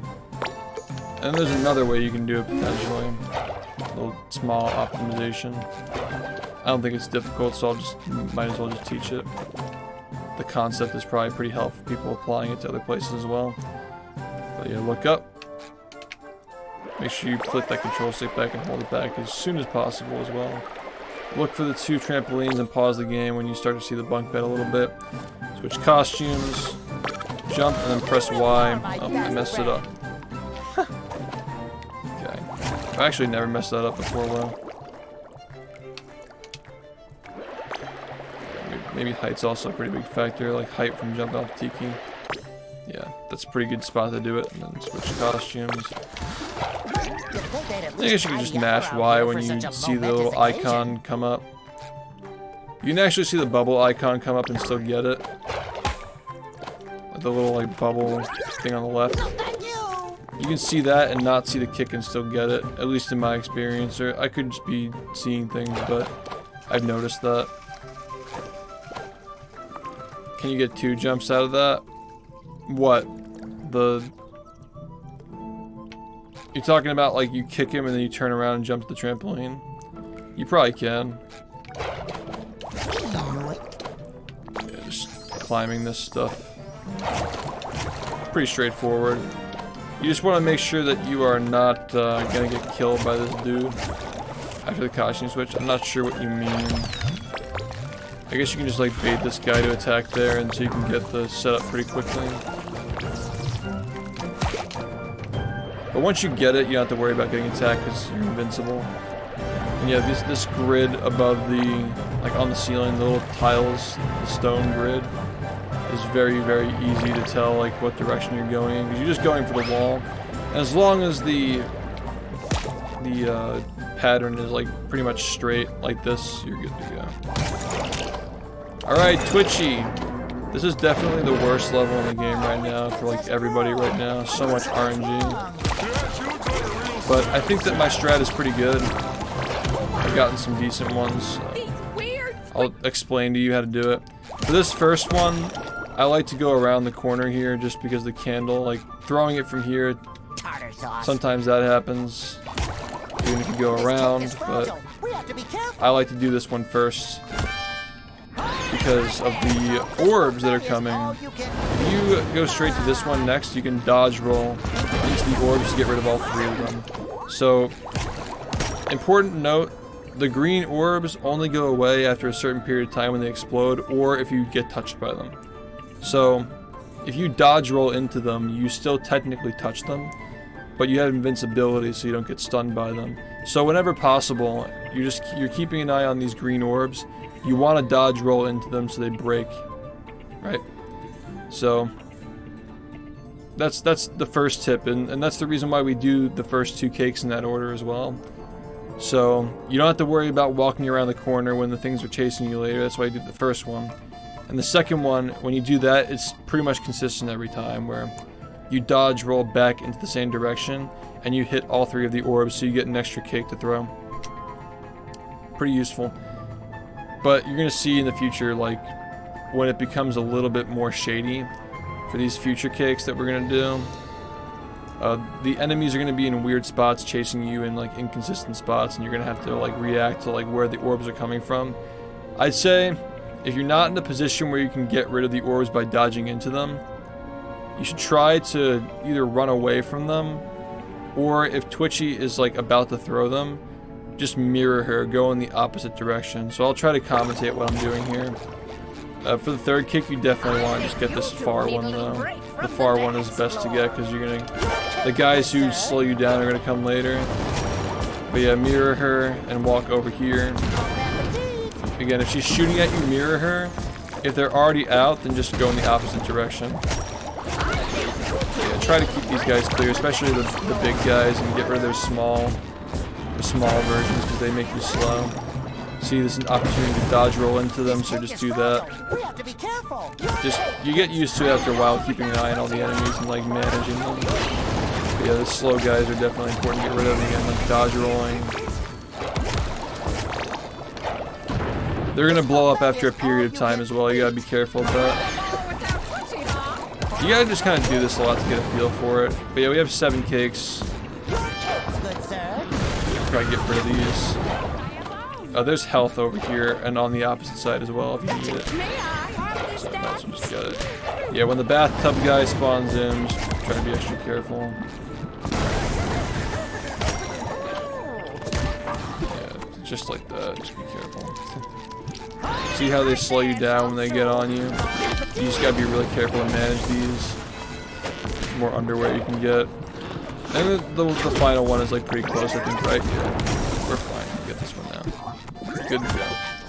Yeah, I think the best way of getting better at that is just doing it yourself. And of course, like, not to plug, but if you're watching my live runs, or anybody else's live runs for that matter, you can gain experience by watching their mistakes and like how they handle bad situations. You know, just speedrunning in general is like that, but I think for something where there's just so much going on and so much to process there, it's pretty good to just, you know, watch a bunch of people do it and gain some secondhand experience. Yeah, here we go again with the final level. We're going back to Mrs. Puff's boating school. There's probably going to be a faster jellyfish route at the point when, because there's like a duplication strat we're trying to figure out. At the moment, the current theory is it only works on console because of draw distance, but yeah, just a side note, any of these strats that you're watching now could be improved and will be, I will say they will be improved.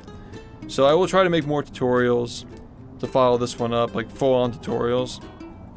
But the best thing you can do is join the Cosmic Shake Discord server. I have linked in the description of this video so you can see the strats get put up when they come out. You can learn them before, like, just you don't have to wait for me to like put them up, you know, on my videos. Alright, so start on the orb, start on a little ball, and just do the jellyfish in this order. Yeah. This guy here is a little annoying. I usually drop inputs here, so I like to mash the button to spin, just to make sure it goes through. This seems a little bit scary, but you actually jump up pretty high from pressing Y to dismount there. Just be careful not to get stuck outside this gate. If you overshoot it like this, you can get up on this to climb back up and get over it again, though. You're not in jail, so don't worry. When I discovered this ledge, I was in a run, and I accidentally, thank you. When I discovered this by accident, I was like freaking out because I was in a run and I thought I got stuck. But yeah, good way to get up if you overshoot it, which you might, because this game is very slippery, you know.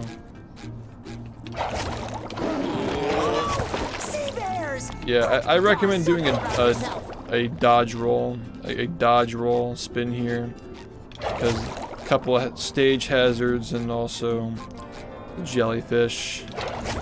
You know, you want to like have that invincible spin attack by dodging and spinning at the same time. Once you do that, you can just fall back down. This trick actually, when I watched the pre-release run from the guys who were playing the leaked version, I thought this was like, it looked way harder than it actually is. It's scripted. You just walk up to it, automatically dismounts you, and the ball goes through on its own. So you just walk up to it and you just wait for it. I can't believe that just happened. But yeah, that's a pretty good demonstration of how jank this ball is. You gotta really stand like right at the absolute top of it. But I guess we'll just go back to where we were. I'll re-demonstrate. Doesn't matter what direction you're going in, it just gets sucked in. Gets sucked in. And we just keep going here. Time the spin so you don't get stuck on the jellyfish. Sometimes you get like collide with it. Yeah, this is a pretty, you know, straightforward route. And mix in some cartwheels. Jump early so you can cartwheel into the trigger here. Glove World is not, it's not the hardest level for sure. In general, I think that all these strats are pretty easy so far. We're only now starting to find more advanced stuff that might take a little practice to do, like the bone strats and Pom Pom, Pearl, Kelp Forest, Joe Biden, whatever you prefer. Whichever you prefer. But the thing about Glove World is that messing up any of this stuff costs an insane amount of time, because there are no checkpoints, so just be very careful. The first checkpoint is like right at the end before the bubble surfing. He's having fun in that picture. Maybe he's So I'm going to recommend the roll-off method for this. And not a big deal if you overshoot it, because there's a big wall. There's a big jelly wall that's going to stop you from moving if you go too far. But I like to kind of angle it a tiny, tiny bit right, just so you can see the Glove World balloons as a visual cue when to stop. So again, if you're doing the method that I'm recommending, you're going to walk forward and mash to get the cartwheel. hold up. I think that a really good visual cue, and if you look back at what I just did, you'll see there's in the bottom left corner of the screen, there's a roller coaster in the background that kind of comes, you're seeing it now right here. It comes into view when the camera tilts down. That's a good way of seeing the usual tilt down that automatically happens, just to know that you got it. And on the right side, you see those balloons come into frame. I'm just gonna do it again, just to show you. Talk about it while I'm doing it. Yeah, I usually get tripped out, or in the past when I was first starting runs, I get tripped out by the bubbles, the particle effects from this level. I thought that I was like falling too fast, but it's an illusion. You'll understand what I mean when you start like doing this on your own, like when you look up the bubble particle effects are there, or like floating in the air or whatever. So just be careful. In some of my early runs, I would like abort too quickly because I thought that like I was falling too quickly because I mistook the particle effects for me falling and the bubbles coming in too soon. You'll understand when you do it yourself. But, like, yeah, you just gotta like have faith that it's gonna work, basically. How do you cartwheel? You have to be moving. Like just pressing B isn't gonna do anything, but you have to be walking for a short period of time. But yeah, you have to start walking first and then start mashing B. And like I said, glove world balloons, you're gonna be looking for to press the A button to stop. Roller coaster in the background is going to give you a good idea. The one on the left gives you a good idea of, you know, like where you are, like when you start falling, if you get the trick. Because you're usually looking for the camera tilting down, and you get to see it pretty clearly with that when otherwise there's nothing else to look at. Blech, so slimy. See, I didn't get it that time. I didn't see the coaster, so keep it moving. I don't know what to tell you. Maybe your keybinds are different. But yeah, definitely mash generously and then react to when the camera tilts down.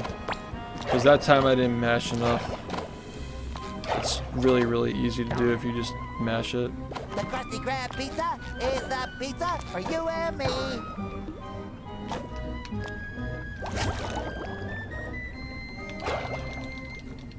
There you go. It's so obvious. Like, you see the coaster just spring right back into view. Really, really easy to see. But yeah, keep a lookout on the right for the balloons. If you did it too far in the center, you're not going to see them. You see the side of the building too, actually. Yeah, once you do that, you have to remember, this is extremely, extremely important. Please remember to do this. When you land here, you have to go in this direction to around where the underwear is. So that way, when you touch that trigger, much like the karate kick in Downtown, you unlock the reef blower. Yeah, okay, that's a good point. Maybe you haven't unlocked the cartwheel yet.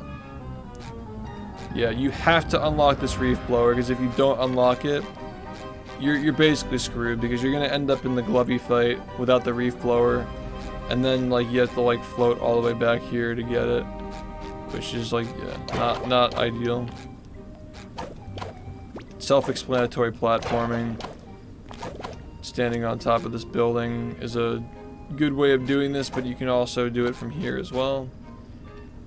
I think it's a good idea to aim for, you look out in the distance, you see these wooden tikis, and also this yellow building that's kind of in the ground. If you stand around the center of this building and like face SpongeBob, so he's between the tiki and the yellow building, the tiki's in the yellow building, it's a pretty good visual cue. But the one thing you have to be very careful of here, there's a trigger that exists like far off on that next island we're going to. If you touch that trigger, you're going to get teleported to an entirely different level, the Glove World jail, right? So you don't want to go to jail. You literally go to jail if you touch that shit, so don't do it. You have to stop your glide early before you touch it. And that might happen to you in a run if you get teleported to a strange place. You know, don't be confused, just means that you didn't stop your glide early enough. But yeah, I'd recommend the roll-off version here as well. And I guess you could do it with the higher ground here that you can do it on. It makes it a little easier, I guess. Yep, you want to just do the roll off here. Again, the roller coaster in the background is a good indicator of whether it's whether it worked. Like it'll flick down and flick back up. Now my visual cue for stopping here, you just kind of want to pay attention to where that coaster goes on the screen. When it's like a little over touching the top of the corner of the screen, see other coasters going away. It's going above the underwear now. Touching the top, you can press A. Actually, Orion mentioned as well that his cue for this is when in SpongeBob, he just talked there. He was like talking about Patrick or something. Like you can just press A whenever that starts too. That's a good stopping point. Hey, I haven't really done too many runs tonight. Mostly just been like, you know, learning stuff and doing a tutorial. But yeah, what I was mentioning earlier, this Glove World Jail thing, when you go there, the trigger brings you to Glove World Jail. And you're going to be jumping around this trigger here as well. Just be really careful. Because if you walk forward here, you will touch it. For now, just like kind of like keep around the edges. You can actually do another one of these glides here, and you can, if you don't want to do the platforming, again, like it's a pretty versatile strategy. You can just face this and like do the glide, set it up, roll off or whatever. Time it, number of seconds you need to get here, you know. But you don't have to do it this way. In fact, it's actually probably a tiny bit faster to do it this way. You can actually grab that pole and do it from up there, but the main strat is jumping on top of the arrow and doing some jump spacing. But yeah, like see how I just missed that? Look at what's about to happen. All the way back to the beginning. So if you want to do a glide there just to make sure that you don't have to redo everything, learn second-handedly from watching me die there. You do not want to die in Glove World before you reach that checkpoint. Uh-oh, not Oops. you.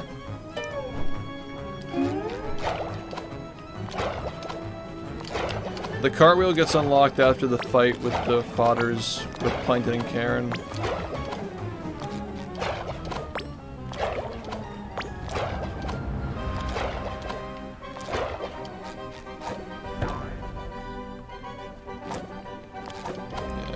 Bed. Eat something. Whoa. It's that weird, like, object displacement thingy.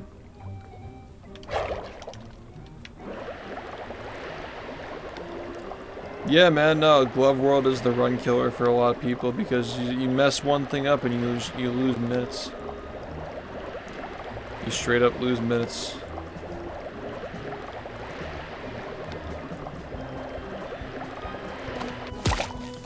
Yeah, so when you end up here, remember to get that trigger. Every level, but especially Glove World.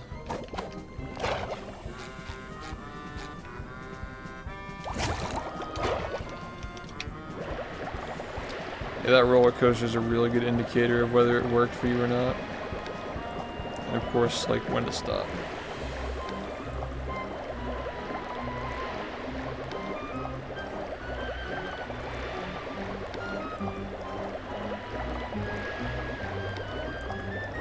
Keep an eye on it.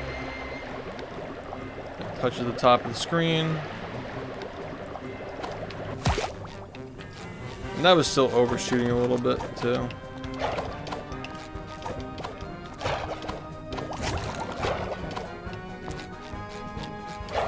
But yeah, you can do it from the arrow. You can also do it this way.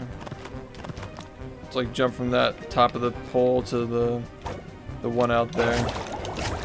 Not the lamp here, but this one here. But yeah, if you're afraid of this, you can just do the glide. You know? No problem. The second glide, the one that goes to the place that I just came from.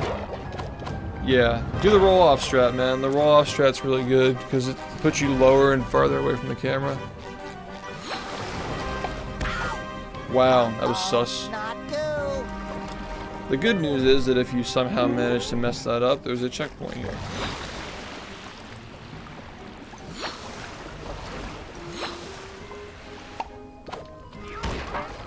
Having a good day, guys.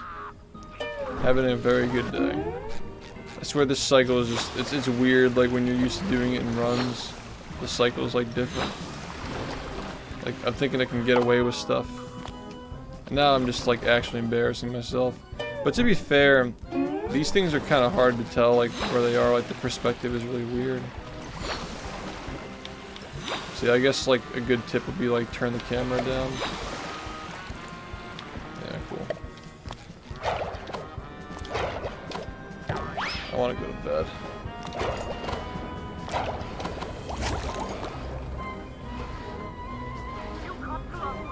We need some kind of a vertical trick, man.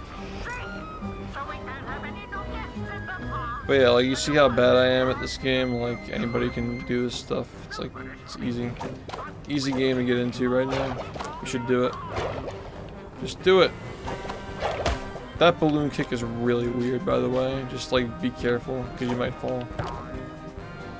The Krusty Krab! It is here! Oh, if I'm this excited, I can only imagine how Squidward is. Alright, Glubby fight. Show that glove who's boss, SpongeBob. Don't even bother attacking them, just want to get this Reef blower first. But yeah, just like try to suck these things up as soon as possible so they respawn faster and stay close to the trampoline. I jumped a little too early, actually. You want to suck it up and then let it rip. Go in this direction first because they always spawn in the same spot. You can actually smack both of them. This next part with these dudes with the bathtubs, you don't want to actually like hit all of them individually. You want to let Glubby take care of them, so just like kind of like walk around them.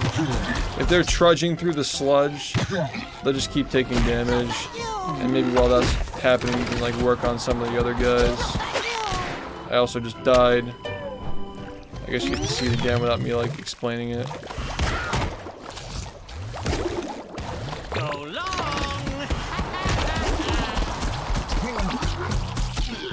Yeah, I guess what I would say here is ideally, No more you really just want to get rid of those guys. I'll die again just to show you. You can shoot them without the trampoline in phases 1 and 2. Did not know that. Good to know. But yeah, you ideally want to get rid of these guys before you start shooting. I'm not sure if you can do that if you die, but in a normal run you'd be able to do that. But yeah, you just want them to just get stuck in this, bait them into it. I'm feeling better already. There you go.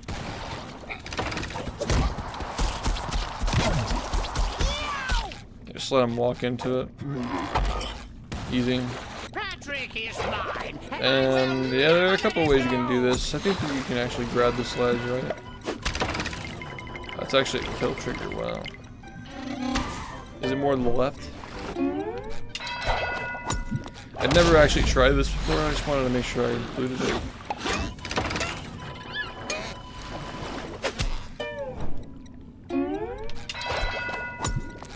I'm not even jumping, I'm just going straight into it.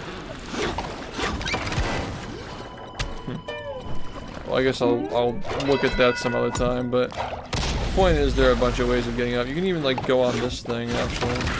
You take damage from it though. I like that version. But yeah, as you can see, I still have some stuff to learn, but I feel like the strats that I do in runs are pretty consistent and like good for beginners. So. I mean, this game in general is like really easy. I guess you have to jump a little bit more to get that.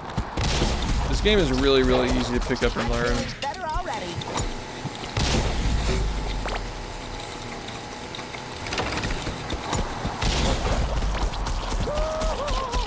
You can do it like this. Where is the spot?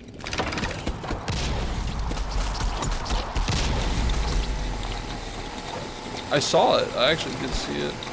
Double jump. Okay. If you don't like this, you can use the trampoline. Now I'm learning stuff. Tutorial because I'm learning.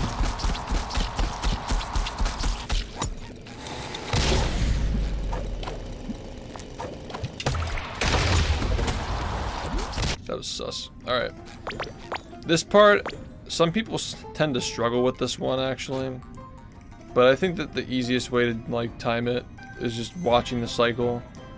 How it's, like, bobbing up and down. My splits are in the way. But you see how it bobs up and down? Just kick it when it's up at its highest point. And then you're gonna do the spin jump, spin jump. And if you space it the right way, it's deceiving. Like when you land on the top, you're aiming for the tip of this finger, right? Trick name finger. You're gonna land like almost inside of it because the collision's like really weird. Take a look. See how like weird that is? Like you're kind of like inside of it. It's not as bad as you might think. See how far off you can get to. And once you get on it, like you can just like walk up. It's very, very easy.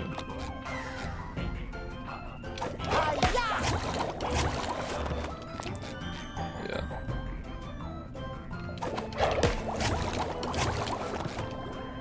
It almost looks like you're gonna miss it. Like it's really, really lenient. But when you're doing this next hover, you see like the farthest corner of that like square part of the this part that I'm facing, like how it's like a circular platform with two squares sticking out of it. If you face the farthest corner of that and wait a little bit after you start hearing him attack you and Glovey starts shooting stuff at you, that's the best time to slam.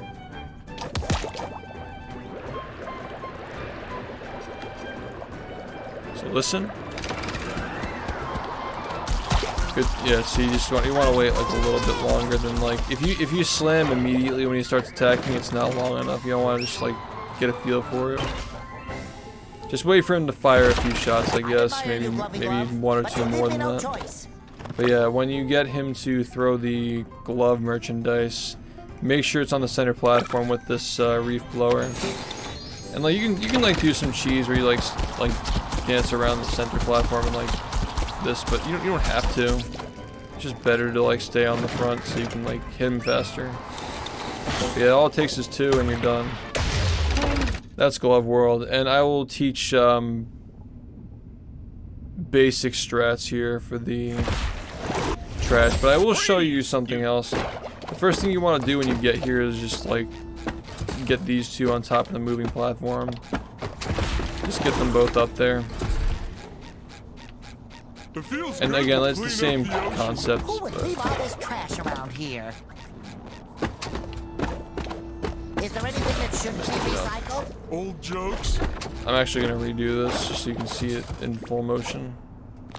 Freeze! If you want to practice this stuff, all you gotta do is that, and just like walk out. But yeah, this will be on a different cycle than where I am now. That's a little silly. Freeze! You.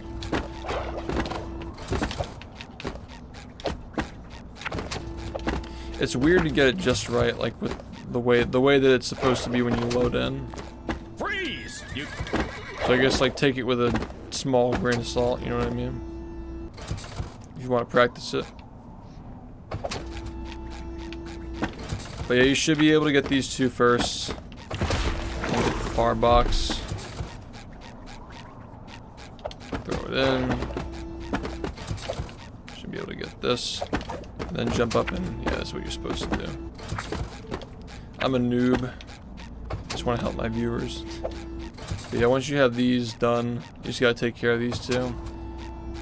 And there's a strat here where you can kind of get it like if you face this angle, and you like kind of get like a little bit in. There's a little indent. You don't want to stand in the indent, but somewhat like outside of it. Kind of like, I think like right here. Right here. Yeah. You can actually get this in faster instead of having to walk all the way up. All clear. We sure did a There you lot go. today. It's been fun. See you later. If you want to practice it faithfully, walk to the trigger when it's on top. Okay, that's actually great advice. Yeah, so like when that thing's at the top of its cycle, you just walk into the trigger to reset it. That's great advice, Josh. Appreciate that. Yep. So like you just like watch it. When it touches the top of the truck, you just walk into the trigger to reset it. And yeah, we're on the final boss. You can do very basic strats here, but there are a couple of key things you have to know about this boss fight. First is that you don't need the reef blower to hit her, and second is that you can keep the reef blower to hit her more often if you do this the right way. So you can just stand on top of this chair to play safely. It's pretty like small to stand on. But what I look for and listen for, there are going to be 2 camera jerks. So when this first phase is pretty much over, or rather like the first like attack cycle from Squidward is over, the camera's going to jerk a little bit when it stops, and then it's going to jerk again when Cassandra comes onto the field. So just beware of that. Like especially if you're on controller, if you're jumping to hit her from here, the camera is going to mess with you. You have to be careful to like turn the camera back when it does that twice. Now, I think the right word is chimes, right? There's going to be a little like a chime sound that plays when she's about to reappear, and you want to jump after that chime sound is finished. If you jump too early and hit her, you're going to soft lock the fight. So if you hit her before she appears, you soft lock the game. And if you hit her too far after she appears, the reef blower is not going to stay. If you don't want to mess with this, you can do this fight normally, or just like wait for her to just be fully appeared and hit her, and just do that 3 times. But I think that this is like the happy medium of fast and easy, and this is, I think, what everybody's doing in runs at this point anyway. So it's going to turn in a little bit. There it goes. There's one. There's the chimes. Hit her. And let's see if it worked. Doesn't matter if you fall there. Let's see if it worked. I actually hit it too late, because I was like talking over the sound cue. I couldn't really hear it too well. But yeah, that little chime sound, that's what you're jumping for, like right after it ends. But remember, if you jump too early, you'll soft lock the game. So just be very careful. I would actually save the game. Like if you're gonna try this strat in your first run, maybe save the game before going into this boss fight, so you can quit the main menu and come back in, just so you don't have to like redo the whole run. Yeah, the cardboard works as well. I think that the chair is easier because you're like closer to it. Like it takes a little longer to get onto, but you only have to get onto it once. Like you only have to get onto it for the first phase. So I just recommend using the chair personally. So wait for the camera and the chimes. Jumping after the chimes, you should see the reef blower is here, which it's normally not supposed to be here in the mid phase where it's attacking. Early phase, I guess the first half of each phase. But yeah, this allows you to suck them up really, really quickly. And the visual cue here is really, really, really easy. When she starts spinning, then you attack. And you'll even see like a little symbol that you can hit her. Like you can hit her before she disappears. So wait for her to start spinning. There we go. Really, really lenient too. But yeah, make sure you're keeping an eye on your underwear here. Make sure that you're not losing too much health, because this next phase is chaos with the enemies being here when they're not supposed to be, and also just getting all this shit thrown at you. If you play this game casually, you know that there's a lot of projectile spam from him toward the end, and also I guess for some reason like the hit cooldown is on a different timer than it is for the rest of the enemies, so you can just get double hit. If you get double hit twice, you're dead, and you gotta redo the whole thing. Alright, there we go. This should be good. She's gonna start spinning. The spin's coming. There she goes, and that's it. And the time ends when this loading screen starts. When the first frame of that loading screen, that's when the game is over. There you go. That's the end of the game, yay. And once again, credits have copyright music, so 2 hours later. just make sure you download that mod and install it if you're gonna run the game on Twitch. I don't mean to scare you, but there have been instances of people getting banned from Twitch for a clip that had 5 seconds of copyright audio taken from like 5 years ago. That's happened to people. So just be careful. If you're going to stream the game on Twitch, make sure that you download that. It's really, really easy to do.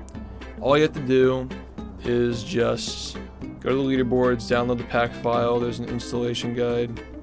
If there isn't already, there will be one. Always make sure you comment on these videos, like if there's anything that, like, you know, you're confused by. If I don't get to it, I'm sure people who are watching the video can help as well. A lot of community members who know what they're doing better than I do, of course, you know. And the Discord server is a good place to ask questions too, so make sure you do that as well. But yeah, live split's really easy to set up. There are plenty of tutorials on the internet for doing live split, but I think that what we should do, yeah, we can do this. If you check the leaderboards, we will have a split file uploaded for you, and also a layout if you like that too. And if it's not up by the time that this video is up, Battle for Bikini Bottom boards have those too, so yeah, the layouts and stuff. I'll just upload, you know. You guys can go on speedrun.com/TCS for the Cosmic Shake. Speedrun.com/TCS. We'll have that in the description of this video as well. To activate the auto splitter, if you're on PC, which I assume most of you will be, you just have to right click on it, do edit splits, and there's an activate button, and when you activate it, it'll start and end the run at the proper times. As of right now. In the future, there are going to be customization options where it's going to auto split the different levels for you. But for right now, just like so we can have the leaderboards open and submittable, it just starts and ends the run consistently. Yep, we just finished it. Do you guys have any other questions about this run? Any things?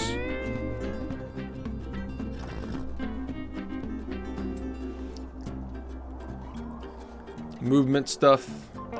Yeah, it's gonna be on YouTube. I know it's like probably weird asking because this took like over 2 hours, and I'm sure that people who had questions at the start and didn't get to ask them might not still be here. But just mentioning. Yeah, I think that we talked about everything, and thank you, Orion, for like covering the stuff that I wasn't entirely knowledgeable about.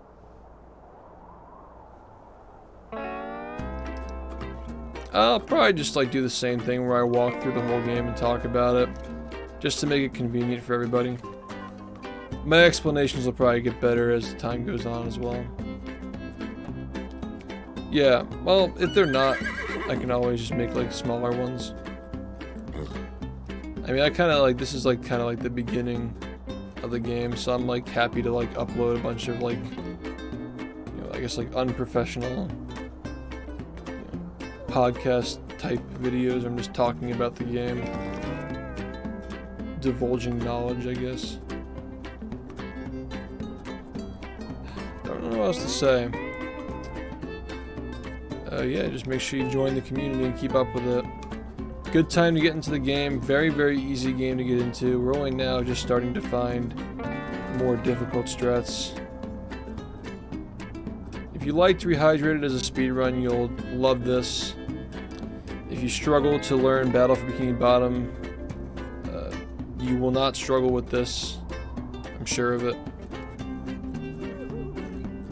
Yeah, it's a good game to start with. That's pretty much all I gotta say. Cool. I'll get this highlighted and get it on the channel. Oh man, I am tired. Hey Steel, what's up? Now I gotta check the Discord and see if I missed anything. New strats.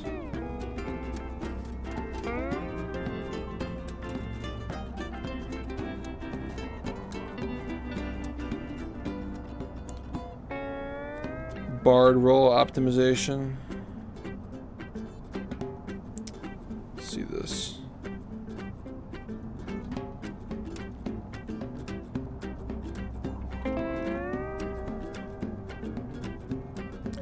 Oh, is it the roll? The initial roll?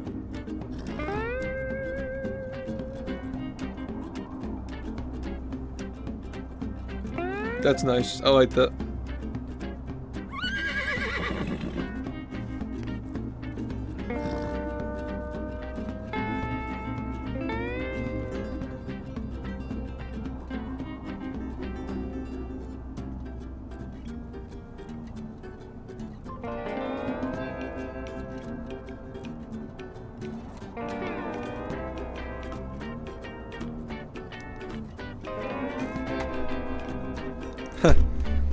Yeah, we gotta get this up as soon as possible.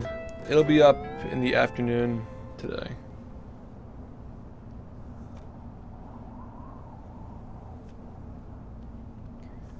But yeah, like I'm feeling much better. All I really wanted to do is make that tutorial. I kind of don't have motivation to do runs anymore because I made the tutorial. But obviously I gotta keep getting better at the game. Because I want to be involved. I want to just like not play. But I mean that's just like what I'm best at, is like just helping people get into this. So I think I've filled my purpose for now. But I want to, you know, keep learning stuff so I can teach people.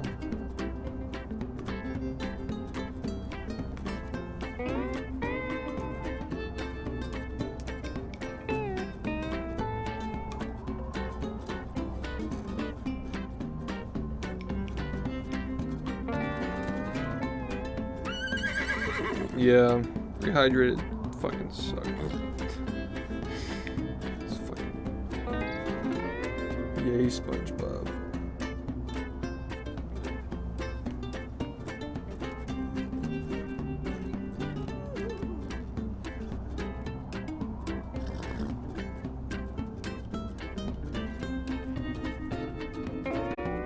I kind of liked the tooth strats though, they were kind of fun. This game is just like